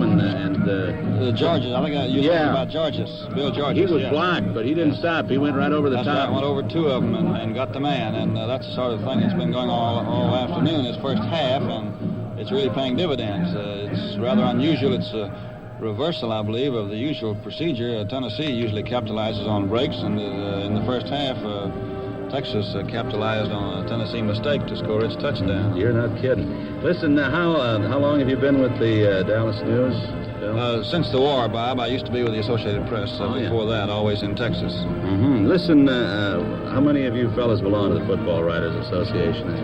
Oh, it's quite a large group. We have several hundred members from all over the United States. It's a very large group. Our big meeting where we elect officers is at the All-Star game in Chicago every August. I imagine in a state like Texas here, where you're working for one of the big metropolitan newspapers and you have a lot of colleges that have a lot of good football teams, your job in the fall is a pretty busy one, isn't it? Oh, yes, it is, Bob. We really go strong for that football down here, and it's, of course, it's a sort of it's a headache in one regard and a great love in the other. Oh, they love it. There's no doubt about that. Listen, Ed Price has set himself quite a record down here, Bill. What does it look like next year for the Longhorns? Well, I think they're going to be hurt considerably. It looks right now like SMU and Baylor and Rice are going to be the three teams that we're going to have to flip a coin over. Pretty hard to stay topside in this league for too long, isn't it? Yes, it is. It's very unusual for a team to do what Texas has done. They've gone undefeated now in the conference in 2 of the last 3 seasons, and that is a record in itself with the conference as it's presently constituted. Mm-hmm. Very remarkable feat. Price has done a wonderful job down there. Bill, we sure appreciate your coming over here. I guess you just walked over, though, didn't you, or did you walk up? I just walked up. Oh, fine. We sure appreciate your walking up, and thanks an awful lot for being here today. Bill Reeves, the president of the Football Writers Association of America and sports editor of the Dallas Morning News, and certainly an interested observer here today.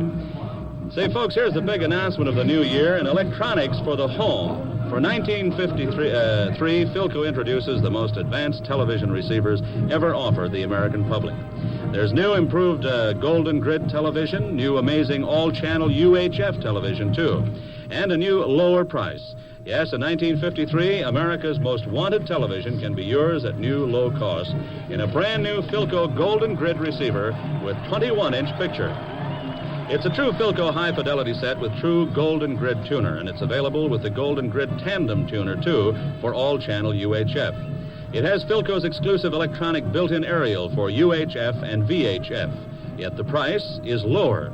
Yes, for 1953, your Philco dealer will soon be showing the most advanced performance and the greatest values ever seen in television. Brand new from Philco, world's largest radio and television manufacturer. Here's a gentleman sitting here who's not quite as happy, I don't imagine, with what's gone here in the first half of this game between Texas and Tennessee. He's a sports editor of the Knoxville News Sentinel, and right there on the home base of the Volunteers School, Bob Wilson is his name. How are you, Bob? Fine, thank you, Bob. All I can say right now is that I'm not so very happy. I'm a little bit disappointed up to this stage. Well, I just said to Bill Reeves here that a team like Tennessee that had a fine season in spite of a little trouble along the way certainly hasn't shown what it has in this first half. It certainly hasn't. They've showed a lot of jittery. They've been very jittery in this first half, and that's not like a Tennessee team, except last year they got jittery in the Sugar Bowl, and they lost that ball game because they were jittery. Looks like they're going to try to do the same thing here today. What was the best game they had this year? Do you remember, Bob? Alabama was the best game that Tennessee played, in my opinion. Definite upset. Yeah. How about this exhibition down here today now? As you say, they've been a little jittery and doing a lot of fumbling. Have they had a game this year where they fumbled as often as they have in this first game? No, they haven't. This is the worst fumbling game they've played so far. It's worse than the Sugar Bowl game last year. How long have you been writing for the News Sentinel down there? I've been writing about 25 years for the News Sentinel in Knoxville. I might say that I haven't given up hope, though, Bob. We still have a boy in there that hasn't played yet, Pat Olekshak, and I believe if Pat can get in there, he may get them rolling. I don't know. The Texas team has played a remarkable defensive game, which wasn't expected at all. Those big fellows like Sewell and Georges and those fellows are getting through there on our boys before they get started. I don't know what's happening in there, but I hope it changes in the second half. You sure do. How many of these teams were you here, I suppose, 2 years ago, were you? That's right. And, of course, that would probably be the only time you'd have gotten to the Cotton Bowl on account of Tennessee. That's right. I've been with Tennessee most every year. But it was quite different out here that day, Yes. Well, it wasn't so different until the last, about the last minute, wasn't it? That's right, the last half. And they say watch Tennessee in the second half today. I hope we watch them and see them go very strong in that second half. Well, I think your friend from Dallas here, Bill Reeves, he certainly agrees. They haven't... somebody's going to get a little talking to, I imagine, down there in the basement, huh? Well, 9 points is a good lead, all right, but it's not too big a lead to overcome, and Tennessee gets in there and hits a couple of good runs and a couple of passes. Kind of an awkward lead to overcome. That's right. It has to get 2 touchdowns. Here's a score that a man who reports Southeast Conference will certainly be interested in, Bob Wilson. First half at New Orleans down there in the Sugar Bowl. Mississippi 7, Georgia Tech 10. Well, I figured Georgia Tech would take them about 2 touchdowns. We did. Well, they were... Mississippi has a very good ball club and is capable of coming back there and upsetting them. Well, it certainly looks like a good ball game over there. It does, yeah. But we had wonderful weather, and nice of you to come on up here today and say hello to all your friends down in Tennessee, Bob. Well, I hope I have something more to tell them in the paper than I have right now. Tell them over the radio. Thank you very much, Bob. Okay, Bob. Bob Wilson, the sports editor of the Knoxville News Sentinel, and certainly an interested observer here this afternoon. Say, we got some statistics here. These official or unofficial, Woody? Unofficial statistics. First downs, Tennessee 2, Texas 9. The rushing yards net for Tennessee, well, certainly tells the story of what's been going on here. From scrimmage, Tennessee has lost 23 yards in the first half of this Cotton Bowl game here in Dallas today, whereas Texas gained 125 yards. The passing yardage net, nothing for Tennessee. Pat Shires has been having some real trouble there because those Texas linemen have been seeping through and smearing him before he could get rid of the ball. So they've gained no yardage through the air, and Texas has gained only a net of 9 yards through the air. Passes attempted, 2 for Tennessee, and Texas 4. Completions, none for Tennessee, and Texas completed 1 out of 4. Own passes intercepted, neither for either team. Punts, 5 for Tennessee and 4 for Texas. The average on punting, 37 yards for Tennessee and 36 for Texas. Yards penalized, 20 for Tennessee and 30 for Texas. The leading ground gainer for Tennessee is Schwanger, who gained 12 yards in 2 attempts. Leading ground gainer for Texas is Ochoa, who gained 59 yards in 13 attempts and has really been driving after he's been hit out there today.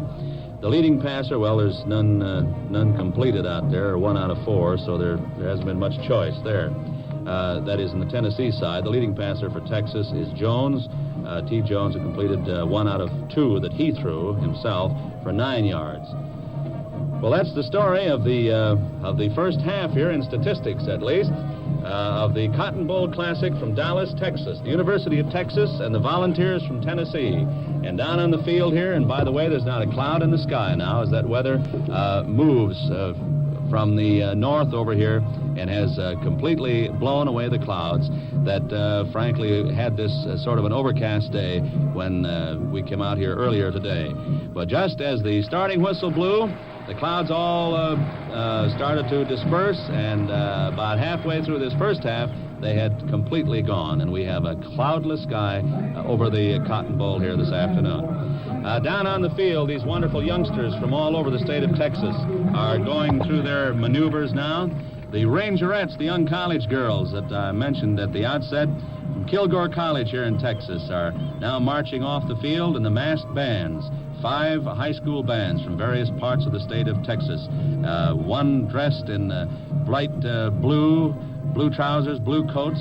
One band over here on the far left dressed in royal blue coats with gray trousers with a very trim stripe going down the side, and blue hats with the big red plume coming up from them. Very, very colorful. They're now forming 5 figures out here on the field. Understand all of this was well rehearsed, of course, in their native towns long before they ever came up here to Dallas. And then they rehearsed several days over here at the Dallas High School Stadium, which, by the way, is quite a stadium itself. A beautiful stadium over there. Now the band down there is giving us a little masked music, and this part of the program, from what I saw yesterday, is very musical. So, Don, let's go down there and pick up a little bit of that.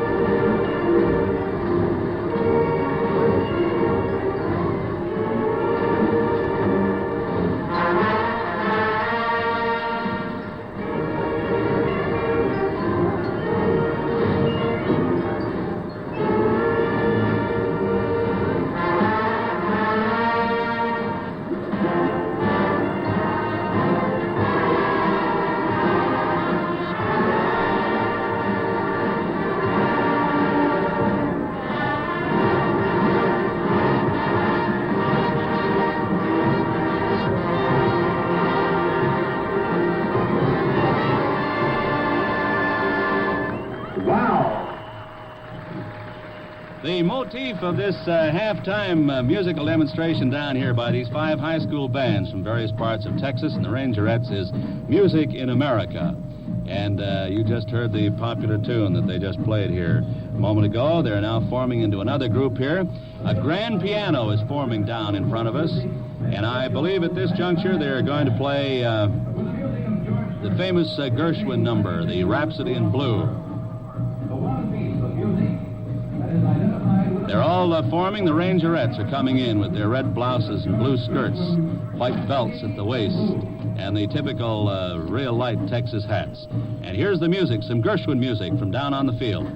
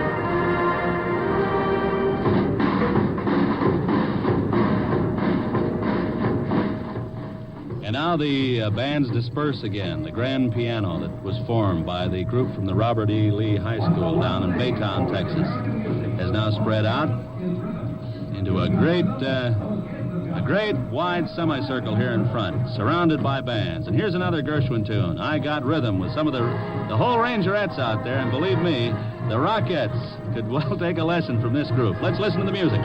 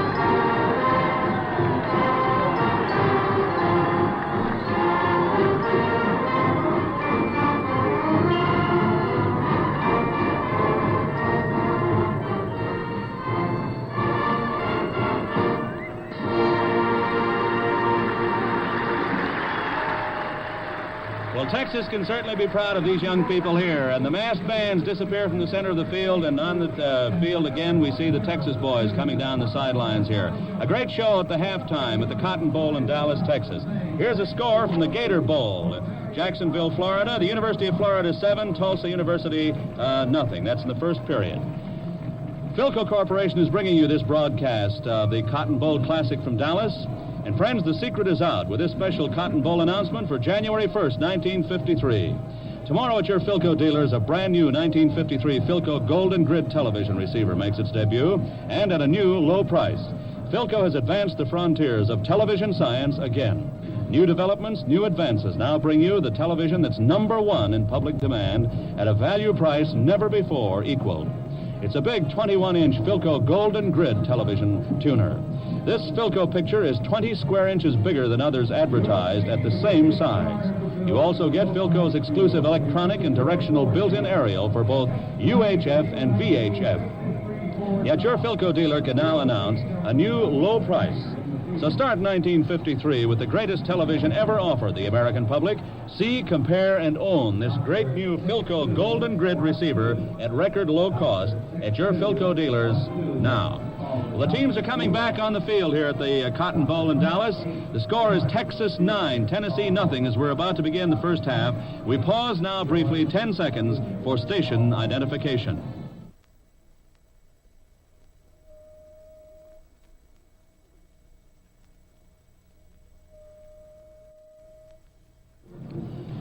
This is Bob Murphy speaking to you from the Cotton Bowl Stadium in Dallas, Texas. The teams have come back on the field over on the far side there in their unfamiliar white jerseys. The Volunteers from Tennessee, and right down below us, the Longhorns from the University of Texas, who are now leading 9-0 as this second half of the Cotton Bowl Classic for 1953 is just about to begin.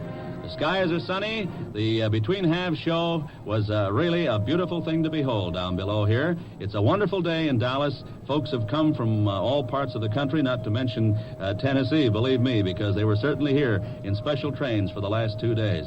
By the way, I noticed one of the Dallas newspapers was publishing a special department of Tennessee news here as a feature and a courtesy to the visitors from Tennessee. And now out on the field they come again, the Longhorns and the Volunteers. And here again is Lindsay Nelson to bring you the play-by-play account of the second half. Lindsay? All right, Bob, and to kick off here for Tennessee, it's going to be Ralph Adams as the Volunteers will kick off and defend the south goal. Texas will receive and defend the north goal. Cameron and Pace will be the two deep men for Texas. Adams to kick off for Tennessee. In the first half, Tennessee picked up 2 first downs. Texas got 9.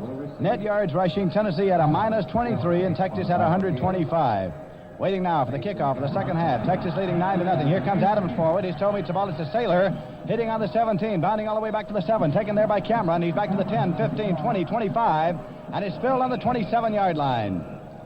John Michaels spilled Cameron on the 27, and so now the Texas Longhorns take over 1st and 10, and they have the ball on their own 27-yard line. Second half getting underway at the Cotton Bowl in Dallas, Texas. We were to have had Andy Kozar on the air here at the halftime. However, Andy went to the dressing room with the Tennessee Volunteers at halftime, didn't get up here to the broadcast booth. His ball club trailing, he was in there with them. 1st and 10 now for Texas, and they have the ball on their own 27-yard line. Doug Adkins, coming all the way back up the field, had been far downfield, and just now is coming into the ball game. And another Tennessee man coming onto the field, that is Darius McCord, who is coming onto the field now. The Volunteers getting their defense set. Referee Alvin Bell moves away from the ball. Texas up there in T formation. Same backfield that they had in the first half. T. Jones is the man in there. Waiting now for the snap as he looks around, running it up to a high count.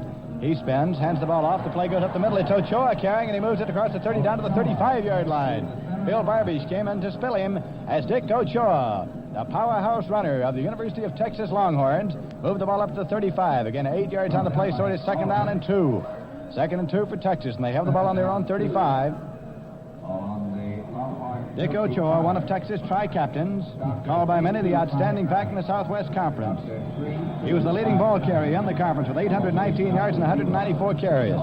Here is a flanker, Billy Quinn, split out 10 yards to the right. Play instead is going up the middle to Ochoa. He gets across the 35 and on up to the 38 or 9-yard line. Francis Holohan and Andy Myers, and to spill him a first down for Texas. First down for the Longhorns as they have the ball on their own 38-yard line.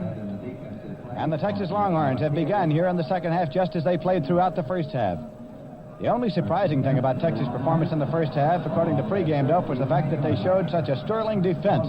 It was well known that they were one of the great offensive teams, but their defense was somewhat of a surprise. T. Jones is under now, gets the ball. This time the handoff is going to Billy Quinn, goes wide to his left, and is finally spilled on the 34-yard line. Roger Rotroff got him by 1 foot, tripped him back in the 34-yard line. So it's going to go as a loss of 4. Second down and 14 yards to go for Texas. They have the ball on their own 34-yard line.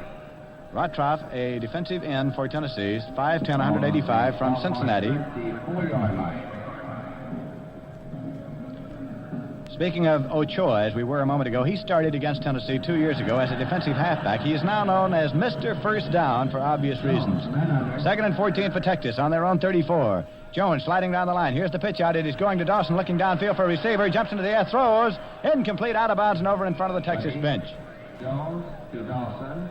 Dawson throwing downfield. It was intended downfield for Billy Quinn, but went incomplete as it was thrown out of bounds. So it's going to be 3rd and 14 now for Texas, and they have the ball still on their own 34-yard line. Our spotters this afternoon for the University of Texas, Jack Kites, and for the University of Tennessee, Julian Andes, both doing a swell job. Texas now sending the kicking team in, as apparently they're going to boot it out of there on 3rd down. Bob Raley is the man who will do the booting. Ed Godzak is back in single safety for Tennessee. Godzak, 5'10", 175-pounder from Webster, Pennsylvania. Here is Raley back in deep punt formation on his own 22. Godzak is on his own 34. Hands outstretched now. Raley waits for the snap, gets it a perfect pass from center, boots the ball away. A high kick that is floating across midfield, across the 40, taken by Godzak on the 35, and he's spilled back on the 29-yard line. Probably will be put down about the 31. He fumbled the ball away. However, the whistle had blown. He was hit down there by Hugh Reeder, and the ball is being placed down on the 31-yard line. So Tennessee will take over. 1st and 10. Godzak took the ball about the 35. Was finally driven all the way back to the 31, and finally was hit down on the 29. Fumble. However, the whistle had blown, and it's in play on the 31. All right, Tennessee set to go. Jimmy Wade, the tailback. Ray Bird is the fullback. Single wing, formation right. Ball is taken this time by Jimmy Wade, the tailback. Fake to the fullback, hits in there, picks up about 2 yards to the 33. Clifford Polk and Carlton Massey made the tackle. Second down and 8 yards for Tennessee, and they have the ball on their own 33-yard line. In the backfield for Tennessee, Ed Morgan is at wing back, Hal Hubbard at blocking back, Ray Bird at fullback, and Jimmy Wade at tailback. This is the first single wing team that Texas has met since they met this very same Tennessee team in this Cotton Bowl 2 years ago. They have met exclusively T formation and split T teams. Southern Methodist does use a wing formation, but against Texas, they used a spread throughout. Here's the ball to the fullback, and it is Bird hitting in there, across the 35 up to the 36-yard line. The entire center of the Texas line in to make the tackle. A gain of 3, so it's going to be 3rd down and 5. 3rd down, 5 yards to go for Tennessee. They have the ball on their own 36-yard line. Texas leading by a score of 9-0. We have 11 minutes, 40 seconds remaining to be played in the 3rd quarter of this game at the Cotton Bowl in Dallas, Texas. Defensive signals being called by Jack Barton, one of the tri-captains and defensive right halfback of Texas. Single wing, formation right. Here's the ball going to Bird. He fumbles. There's a pileup. Bird fumbled the ball going in. They dribbled it into the line. There is a big pileup as they get him unstacked. Tennessee is in possession as the ball went up to about the 39-yard line. A gain of 3, so it's going to be 4th and 2. Pat Shires is coming to the ballgame now for Tennessee. Pat Shires is coming to the ballgame. It's a charged timeout as they get the kicker into the game, so it is 4th down and 2 yards to go. 4th down, 4. Tennessee in the deep punt formation on the 27-yard line. His own 27 is Shires. Bob Raley, and defensive safeties back on his own 10. Hands outstretched now. Shires gets the ball, boots it away, coming across midfield.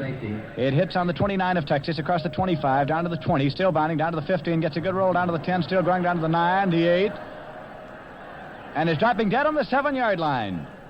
John Michaels right over the ball as it dropped dead on the 7, and that is where Tennessee will take over.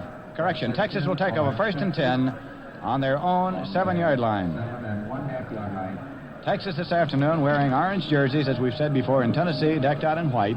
1st and 10 for Texas, and they have the ball on their own 7. Texas leading by a score of 9-0. Here are the Longhorns snapping out of the huddle and up the line, moving into T formation, and it is T. Jones who is in there at quarterback. Same backfield it's been in all day long. Tennessee in a 6-2-2-1 defense. The handoff goes right this time to Billy Quinn. Cuts off tackle across the 10, goes down to the 12, the 13-yard line. Mac Franklin in to make the tackle on the 13, along with Bob Griesbach. So it is a gain of 6 on the play. It's going to be 2nd and 4 for the Texans as they have the ball on their own 13-yard line. 1356.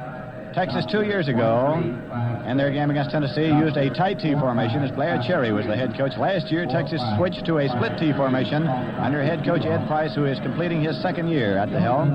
T formation, 2nd and 4 for Texas on their own 13. Jones gets the ball. He's handing off this time to Dawson. Cuts across the 15, gets up to the 17-yard line. Doug Atkins in to make the tackle. Very close to a first down for Texas. The referee takes a look over toward the sideline as they get them unstacked. It's going to be 3rd down and about a yard to go. 3rd and about 1 as the ball's on about the 16 and a half. Call it 3rd and 1 on the 16. Texas in possession in their own territory. The sun's still shining as it has been throughout this ball game here this afternoon.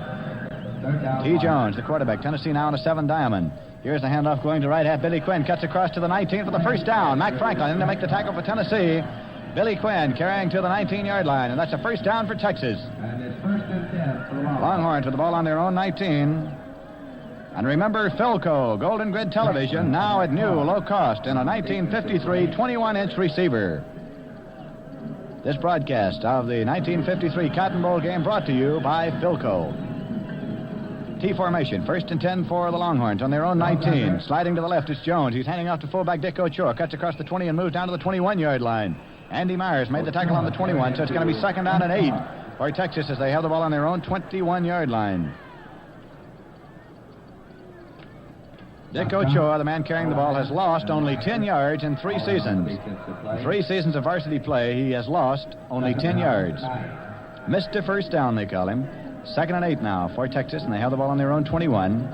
Ball on the Longhorn 21-yard line. Texas leading by a score of 9-0 by virtue of a safety, a touchdown by Gib Dawson, and an extra point by Gib Dawson. Billy Quinn, flank 5 yards outside the right end. Fading is T. Jones. Looks for his receiver. Throws down the middle. Complete up to the 38 to the 40, and down to the 44-yard line is Billy Quinn.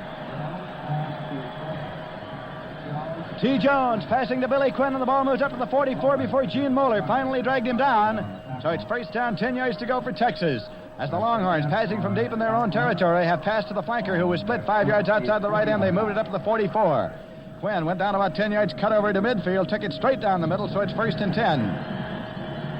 Here they are, up there once again in T formation. Tennessee with a 7 diamond. Waiting is T. Jones, the quarterback. Going to a high count. Here's the snap. He slides left. The handoff goes to Gib Dawson. Penalty flag goes down. Dawson goes to the 50-yard line. Finally brought down by Gene Moeller. Gene Moeller brought him down on the 50-yard line. However, there's a penalty flag back at the line of scrimmage. Dawson picked up 6 yards on the play. The officials now checking. And Texas was offsides on the play. Texas offsides on the play, and the Tennessee captain, the defensive captain, is Francis Holohan.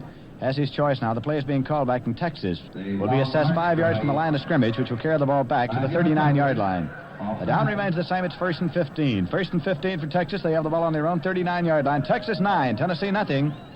The Volunteers having been held scoreless in this ball game. Throughout the regular season, Tennessee was held scoreless only 1 game. That was the Duke game, in which the Duke Blue Devils defeated Tennessee by a score of 7-0. Now it is Gib Dawson, split 5 yards or 10 yards outside the left end.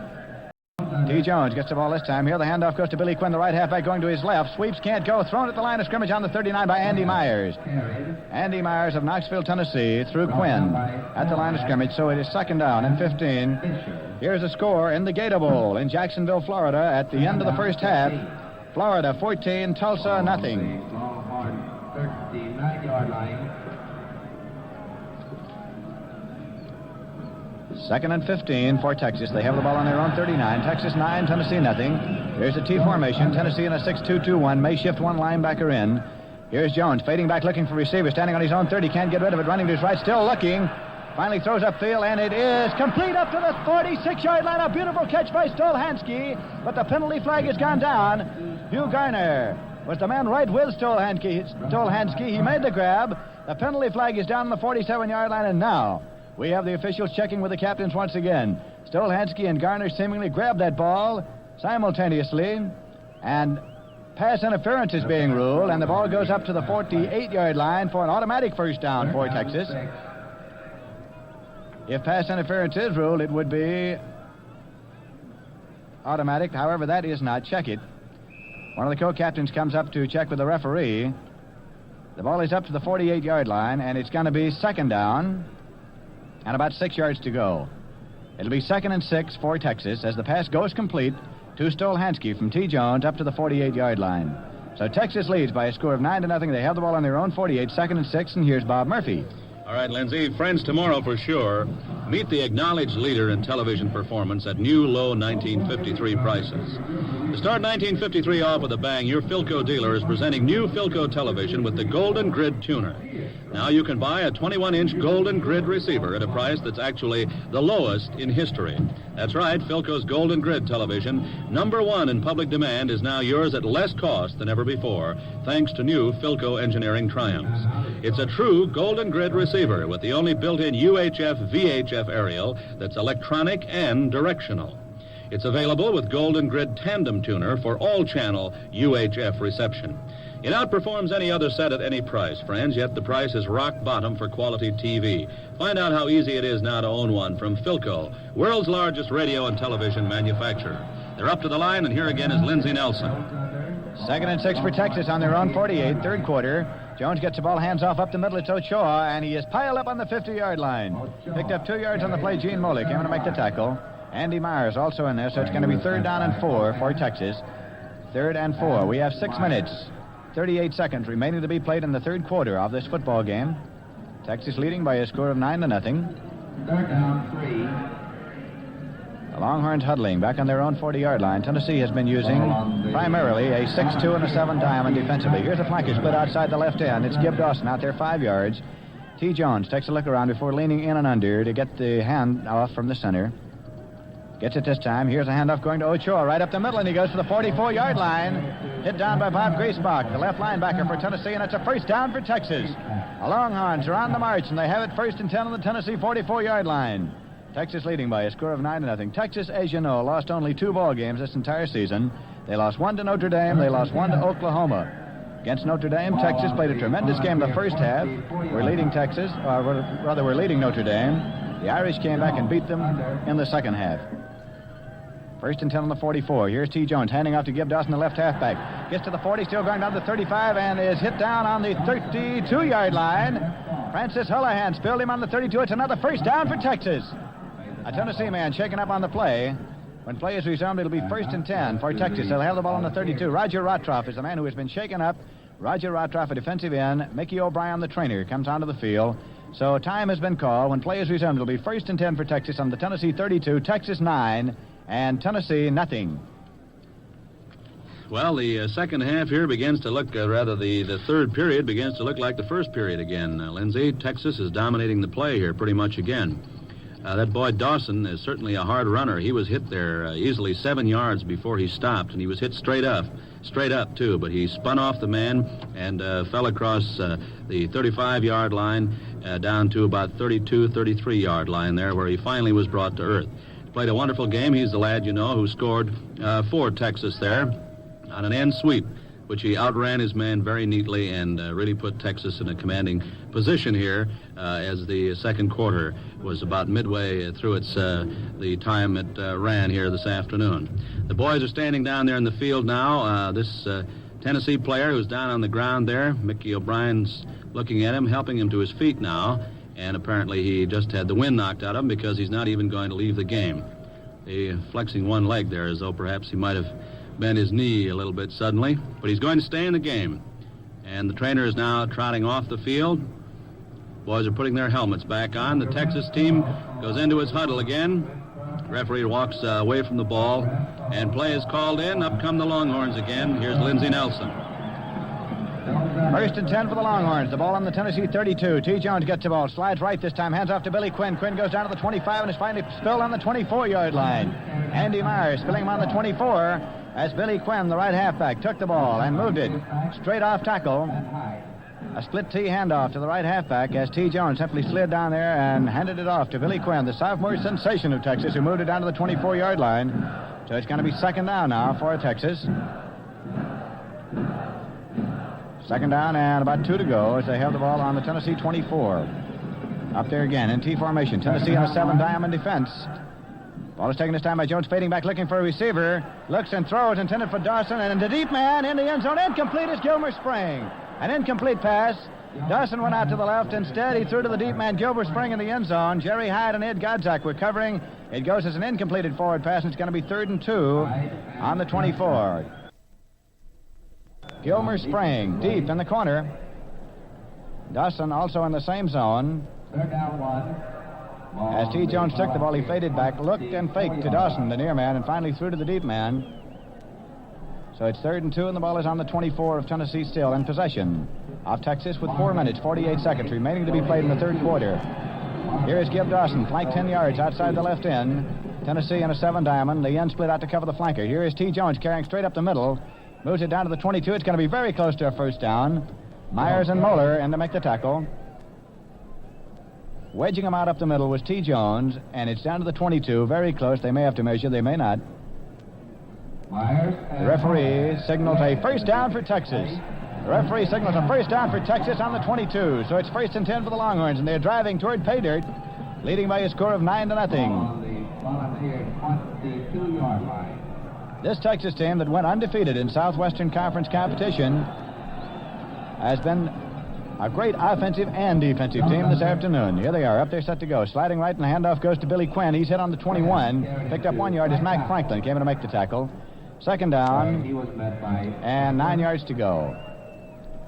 Speaking as we were a moment ago about the fact that Dick Ochoa had lost only 10 yards in 3 seasons, must be mentioned the fact, of course, that in a split T formation, the handoff takes place at the line of scrimmage, which makes it difficult to lose yardage if the ball is handed off right there, as it usually is. Up there in T formation now, 2nd and 9 on the Tennessee 21. T. Jones slides left, gives to Dawson across the 20 down to the 19-yard line, thrown back at the 19. Myers and Fisher came to make the tackle as Gib Dawson, the left halfback carrot, is placed down near the 20-yard line, so call it a gain of a yard. It's going to be 3rd down and 8. 3rd and 8 for Texas, and they have the ball on the Tennessee 20-yard line. Texas 9, Tennessee nothing. 3 minutes, 20 seconds remaining to be played in this, the third quarter. Ball on the volunteer 20-yard line. Earlier we were mentioning some of the great Texas players who have gone before. Tennessee All-Americans of past years have been Gene McEver, Bobby Dodd, Herman Hickman, Beatty Feathers, Bowden Wyatt, George Cafagos, Suffridge, Shires, Fox, Malensky, Huffman, Daffer, Pierman, Laura, Sulla, Michaels, and Adkins. Ball is taken this time by Jones, fading back, throws. It's intercepted on the 10, return to the 15, the 20. And he is finally spilled on the 22-yard line. An intercepted pass. Griesbach has intercepted and returned to the 23, and Tennessee takes over. Bob Griesbach, 5'10", 185-pounder from Portsmouth, Virginia, intercepted the pass, and so the threat of Texas is temporarily averted as the ball is moved out to the 22.5. Let's call it the 22. First down and 10 yards to go for Texas, and they held the ball on their own 22-yard line. Bill McDonald, the man who finally dragged him down. Tennessee offensively on their own 22, moving into a single wing. Pat Shires in there at tailback. Starting signals being called. Instead, it's taken to the fullback. Ray Bird hits in, gets across the 25 up to the 30. Still going and moves down to the 33-yard line. Ray Bird carrying to the 33-yard line. And that's going to be a first down for Tennessee. First down and 10 yards to go as Ray Bird of Knoxville, Tennessee carried. Hugh Reeder and Bill Georges made the tackle. Pat Olekshak is coming to the ballgame. Pat Olekshak of Hempstead, Long Island in New York has come into the ballgame at tailback. He's 5'10", 190-pounder. Pat Olekshak, spelled O-L-E-K-S-I-A-K. Here's the ball to Bird again. Hits in there. Hit at the 34 and hit hard as he picked up 1 yard. Todd Price from Electra, Texas, came in to make the tackle. Second down and 9 for Tennessee, and they have the ball on their own 34. 1 minute, 56 seconds remaining to be played.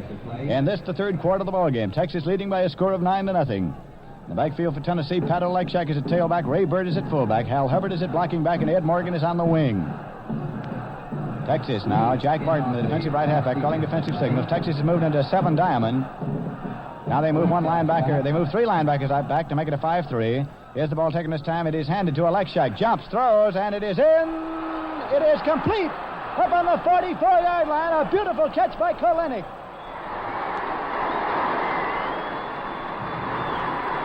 A circus catch by Vic Kalenic up on the 44-yard line of Texas. Bob Rayleigh was covering Kalenic. with his hands outstretched. He bobbled the ball momentarily, held on to it, a beautiful circus catch, and it's a first down for Tennessee in Texas territory as Tennessee is now called timeout. So once again, time in for Bob Murphy. If television's on your mind, here's a cheer for the new year. The television that's #1 in public demand is now yours at record low cost.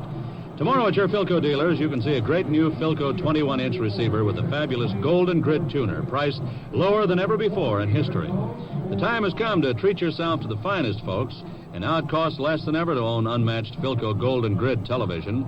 This history-making set has Philco's exclusive built-in UHF, VHF aerial that's directional and electronic. It's available with built-in all-channel UHF. See it at your Philco dealers tomorrow. Up to the line again come the Volunteers, and here's Lindsay Nelson. Tennessee moving into formation left. First and 10 on the Texas 44. Olekshak is at tailback. Bird is at fullback. Here's the ball. Taking this time. It's fumbled. Bird tries to pick it up. It is back to the Tennessee 40-yard line, and Texas has recovered.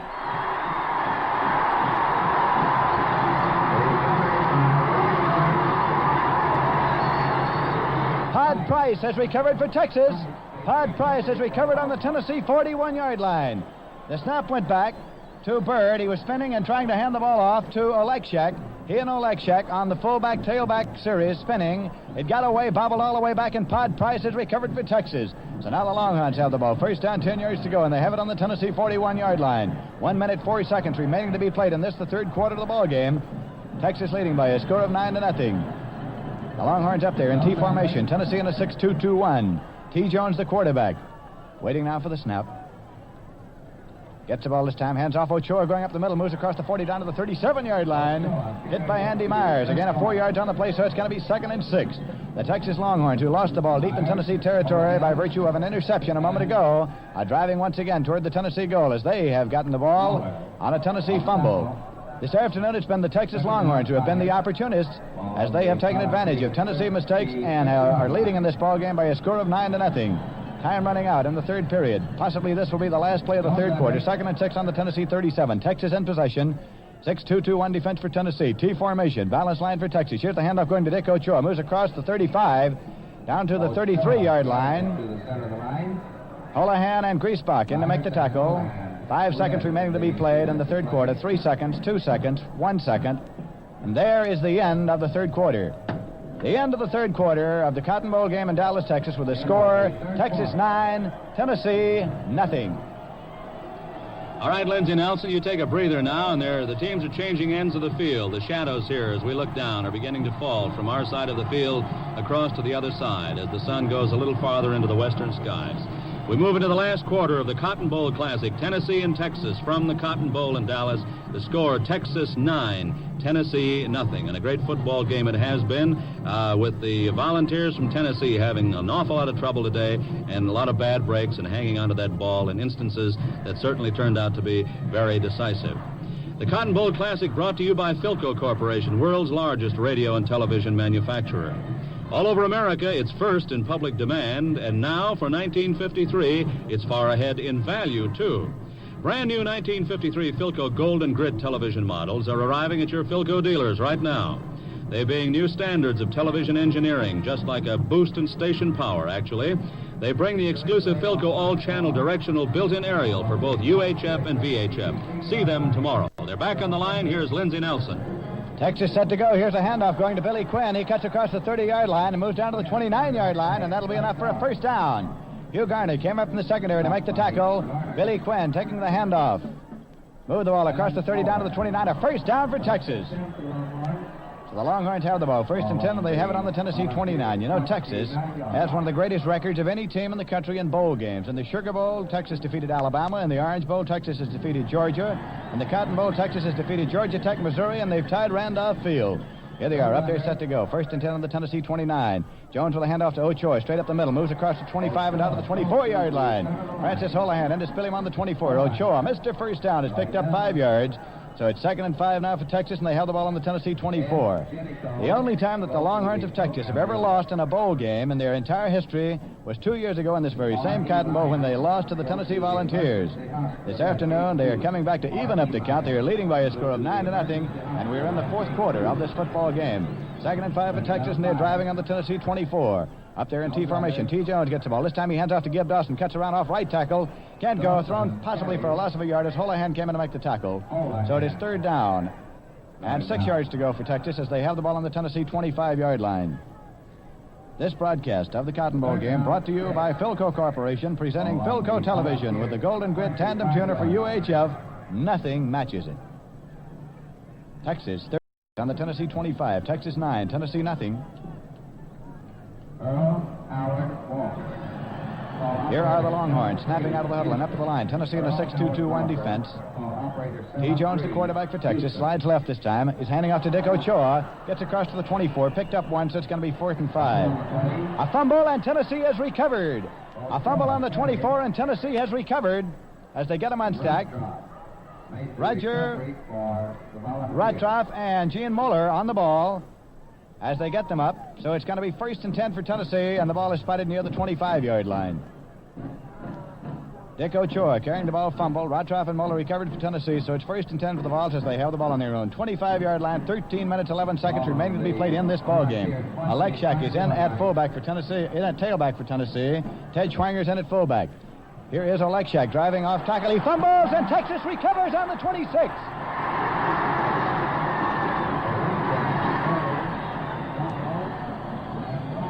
Pat Olekshak of Tennessee took the ball, hit off tackle to his right, fumble, and Texas recovered on the 26. Jim Rosser from Cleburne, Texas, recovered on the 26. So now the Longhorns are back in possession. You know, 2 years ago in this ball game, Texas was leading. They had the ball. It looked as though they might have the game sewed up.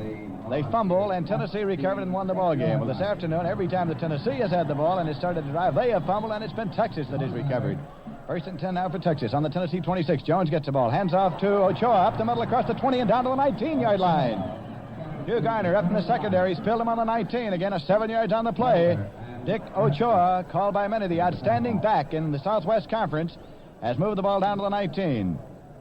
Gain of 7 yards on the play, so it's 2nd down and 3. 2nd and 3 for the Texas Longhorns, who lead 9-0 in this ball game. 12 minutes, 25 seconds remaining to be played. Ochoa was named to the all-conference team by the coaches. Here's the flanker, split 3 yards outside the right end. It is Billy Quinn. The referee comes in now before they can snap it. The head linesman also in there, the officials checking. This is an official's timeout, apparently. It is an official's timeout. Alvin Bell, the referee, now moves away from the ball, says start the clock rolling, and we're set to go. 2nd and 3 on the Tennessee 19. Quinn is the flanker outside the right end. T. Jones gets the ball, slides left instead, gives it to Dawson. Dawson goes across the 15. Spilled just inside the 15-yard line by Frank McCroskey. And that's going to be enough for a 1st down for Texas. 1st down for the Longhorns on the Tennessee 15. Gib Dawson, the jack of all trades for the Texas Longhorns, here at the ball for the 1st down. He is one of 2 men on this team, this Texas team, who are not from the state of Texas. He is from Douglas, Arizona. 1st and 10 now for the Longhorns. The ball on the Tennessee 15. T. Jones gets the ball, slides left, gives to Dawson. Spinning, he gets to the 10. It's finally dragged down to the 10-yard line. Gene Moeller in there to spill him. So it's going to be 2nd down and 5 yards to go. Gib Dawson carrying right off tackle from his left halfback position. Moved the ball up to the 10-yard line. So now the Texas Longhorns are driving in this, the 4th quarter. No scoring in the 3rd quarter of the ball game. Texas leading at the end of the 1st half, 9-0. They are leading now by a score of 9-0. We're in the 4th period, but they are driving on the Tennessee 10. They have it 2nd down and 5 yards to go. Here they come, out of the huddle and up to the line. T. Jones, the quarterback. Gib Dawson, the left half. Dick Ochoa, the fullback, and Dick Quinn is the right half. Here is the handoff. It's going to Ochoa, hits in there and gets across the 5. Piled up right on the 5. It may be another 1st down. Dick Ochoa carried to the 5-yard line. Bob Griesbach dragged him down on the 5. It is just short of a 1st down. So it's going to be 3rd down. About a foot to go for a 1st down. 5 yards to go for a touchdown for the Texas Longhorns. Tennessee now trying to stiffen the defense. Texas with a great backfield quartet of Jones, Dawson, Ochoa, and Quinn. Here they are up there in T formation now. Jones calling the starting signals. Gets the ball, slides right this time. Here's a handoff. It's going to Quinn. Quinn hits in there, moves right down to the 1-yard line. Quinn is pushed back at the 1-yard line. We'll see where the ball's going to be spotted.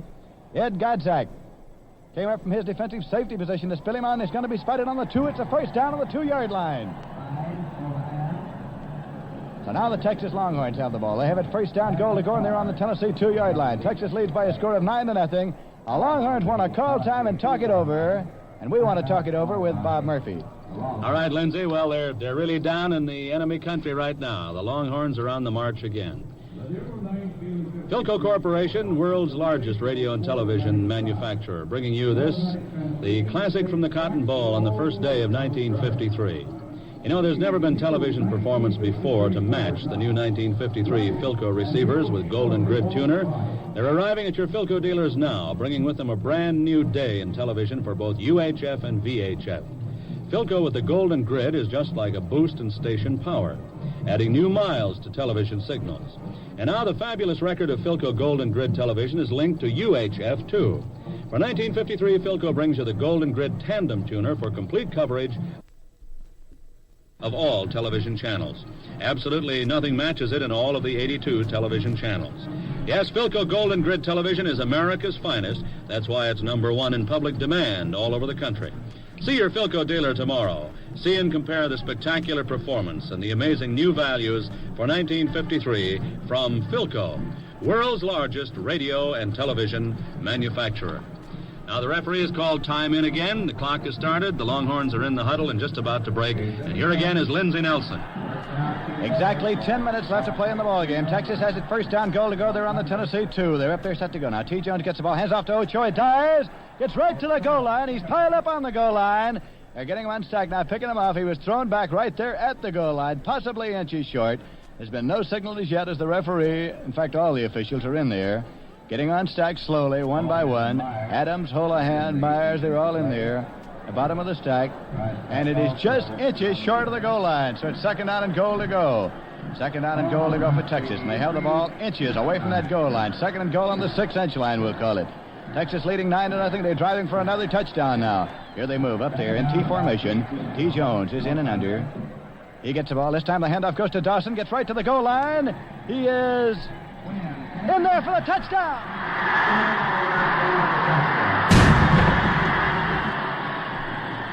The right halfback, Billy Quinn, it was, who carried it in. Right halfback, Billy Quinn, who scored 6 of Texas' last 9 touchdowns during the regular season, carried the ball in there for the TD. The right halfback, Billy Quinn. The prior touchdown was scored by Dawson. This one was scored by Billy Quinn. Now we'll have Dawson trying the extra point. Holding is Bunny Andrews. Kicking is Gib Dawson. Andrews will hold. Gib Dawson has 1 for 1 this afternoon, 26 for 30 during the regular season, so he's 27 for 31. The ball is down, the kick is up, it's good. So as they come back up the field, it's Texas 16, Tennessee nothing, and here's Bob Murphy. Well, that really makes it tough for the Volunteers. They really have their work cut out for them now. 16-0. The Texas Longhorns roaring back with a vengeance after having that last-minute defeat snatched from their grasp in the last meeting here in 1951 between the Volunteers and the Longhorns, the only 2 teams who have ever repeated in the Cotton Bowl in Dallas. They're lining up again for the kickoff here now. The Texas fans, of course, on the other side of the field over there have the big signs up spelling out across one whole section, Longhorns. They're naturally very jubilant. Over on the bench on the far side of the field, the Volunteers are all standing. The substitutes and coaches are all standing along the sideline, trying to get something generated here. It's pretty tough, though, when you run up against a team that's playing inspired ball, as Texas certainly is today, and then you yourself, your own lads, are constantly confronted with a series of things that slow down your attack, those costly fumbles that have held the Volunteers back all afternoon. Philco Corporation, world's largest radio and television manufacturer, bringing you this, the 1953 broadcast of the Cotton Bowl Classic from the Cotton Bowl here in Dallas, Texas, on a wonderful day. There's 9 minutes and 17 seconds left to play in this game, and the Volunteers from Tennessee are trailing 16-0. The kickoff after the touchdown again, here again, is Lindsay Nelson. Ken Anglin kicking off for Texas. Started up, the ball rolled off the kicking tee. The wind blew it off the kicking tee, so we have a momentary delay. Here's a score from the Salad Bowl in Phoenix, Arizona. San Diego Naval Training Station 13, the 101st Airborne Division, nothing. Texas kicking off, Tennessee receiving. 4th quarter of the ball game. Texas 16, Tennessee nothing. Here's Anglin forward. Tomey the ball a long end-over-end kick. It's sailing right down to the 7-yard line. Fumble and recovered on the 15 by Tennessee. Martin recovered on the 15. as Godzak and Martin both tried to make the catch simultaneously. It was bobbled out to the 15. Martin fell on the ball, so it's 1st and 10 now on the 15, and the Tennessee man is shaken up. Tennessee man is shaken up on the 35-yard line, and trainer Mickey O'Brien has come onto the field. When play is resumed, Tennessee will have the ball 1st and 10 on their own 15. Two men trying to catch the kickoff simultaneously. They bobbled it up to the 15, where it was finally recovered by Ray Martin. Godzak and Martin were trying to return the kickoff simultaneously, and now, in order that our stations across this nation and around the world may properly identify themselves, we pause 10 seconds for station identification.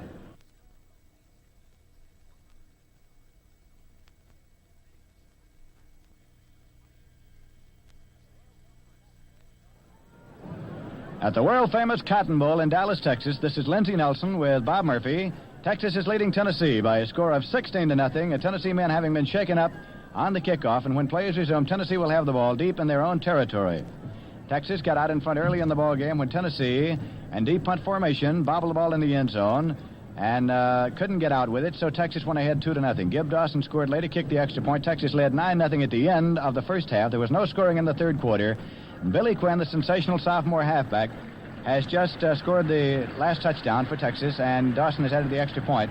Lamar Leachman was the man who was shaken up. He is up and leaving the field now.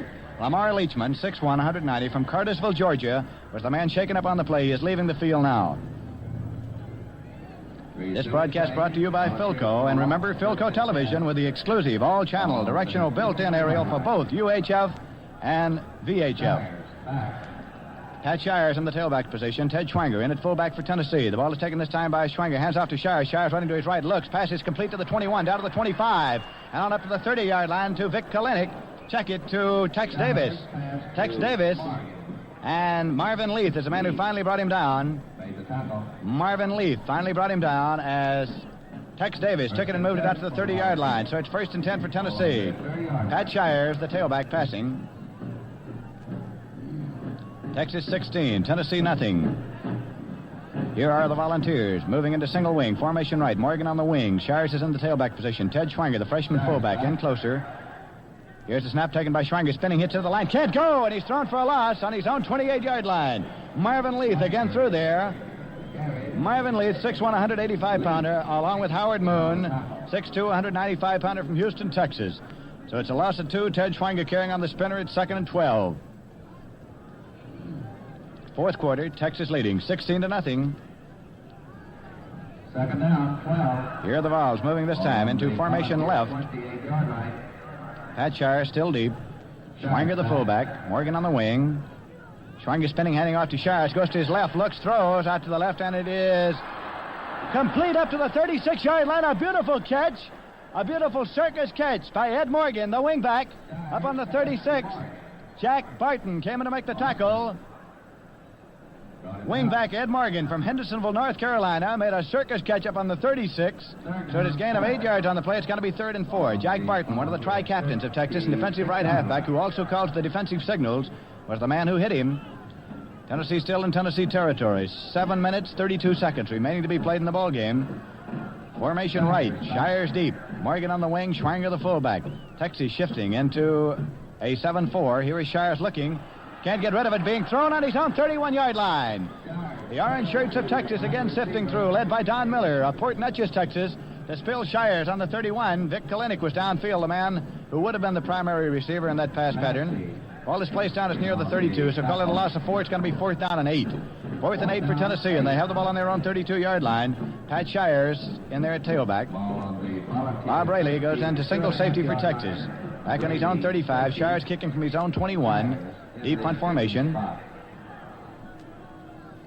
Gets the snap from center. Gets the boot away. A high spiraling kick coming across midfield. Rayleigh going back. Takes it on his own 25. Bobbles it on the 24. Has it now up to the 25, the 30. And is spilled on the 34-yard line. Rayleigh returned to his own 34. So it's going to be 1st and 10. Roger Vest downfield to make the tackle. The offensive center for Tennessee along with John Michael. So it's 1st and 10. The ball is on the 34-yard line. Texas leading by a score of 16-0.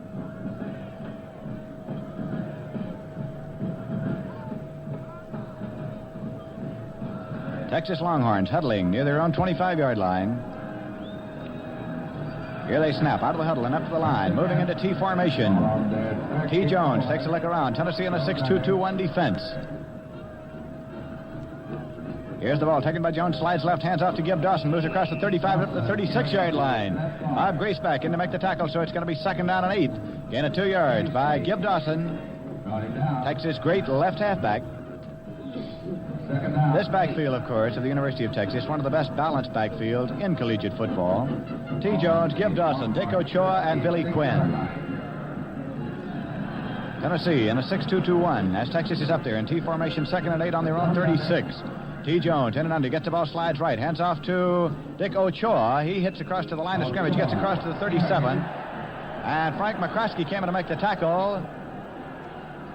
A pile up there. The referee places it down. It is nearer the 38-yard line, so call it a gain of 2, and it's going to be 3rd down and 6. 3rd and 6 for Texas, and they have the ball on their own 38-yard line. This is the 17th annual Cotton Bowl game, played in the Cotton Bowl Stadium, which was built in 1930. TCU defeated Marquette in the first Cotton Bowl game in 1937. Here's T. Jones sliding right, holds onto the ball, runs it on the option, holds onto it himself, moves out across the 40, down to the 45, and up to the 49-yard line. Ron Gus came in to make the tackle. Ron Gus came in to spill him as T. Jones, running the option to the right, held onto the ball, fell off the end, moved inside and up to the 49-yard line. And that's a 1st down for Texas. The Longhorns moving. 1st and 10 on their own 49. 4 minutes, 55 seconds left to play in the ball game. Texas 16, Tennessee nothing. Texas now sending a flanker outside the left end, and that is Billy Quinn, who's coming 5 yards outside the left end. T. Jones gets the ball, holds on to it, wedges him out, up the middle, across the 50, down to the 49-yard line of Tennessee. Gain of 2, Frank McCroskey made the tackle, so it's going to be 2nd down and 8. 2nd and 8 for Texas, and they have the ball on the Tennessee 49-yard line. T. Jones carrying the ball himself. 2nd down, 8. Ball on the comeback kid, they call him. T. Jones was the Southwest Conference leading total offense back with 1,299 yards for an average of 6.2 per play during this season. Texas up there now. Tennessee in a 6-2-2-1. Jones waits. Goes to a high count. He gets the ball, comes left, hands off right to the line of scrimmage to Gib Dawson across the 40 and hit down right there at the 40-yard line. McCroskey in to make the tackle, and that's going to be another 1st down for Texas. 1st and 10 for the Longhorns as they move inside Tennessee territory to the 40-yard line. Incidentally, T. Jones, the quarterback who runs the offense, the man in the driver's seat for Texas, has his girlfriend right here at the ball game with him because she is a cheerleader, Marjorie Hargrove, who is right along the sideline. Texas 1st and 10, they have the ball on the 40-yard line. Coming out is Dick Ochoa. Coming out is Gib Dawson, and listen to the hand they get. Ochoa, Dawson, and Quinn. Quinn is now coming out of the ball game.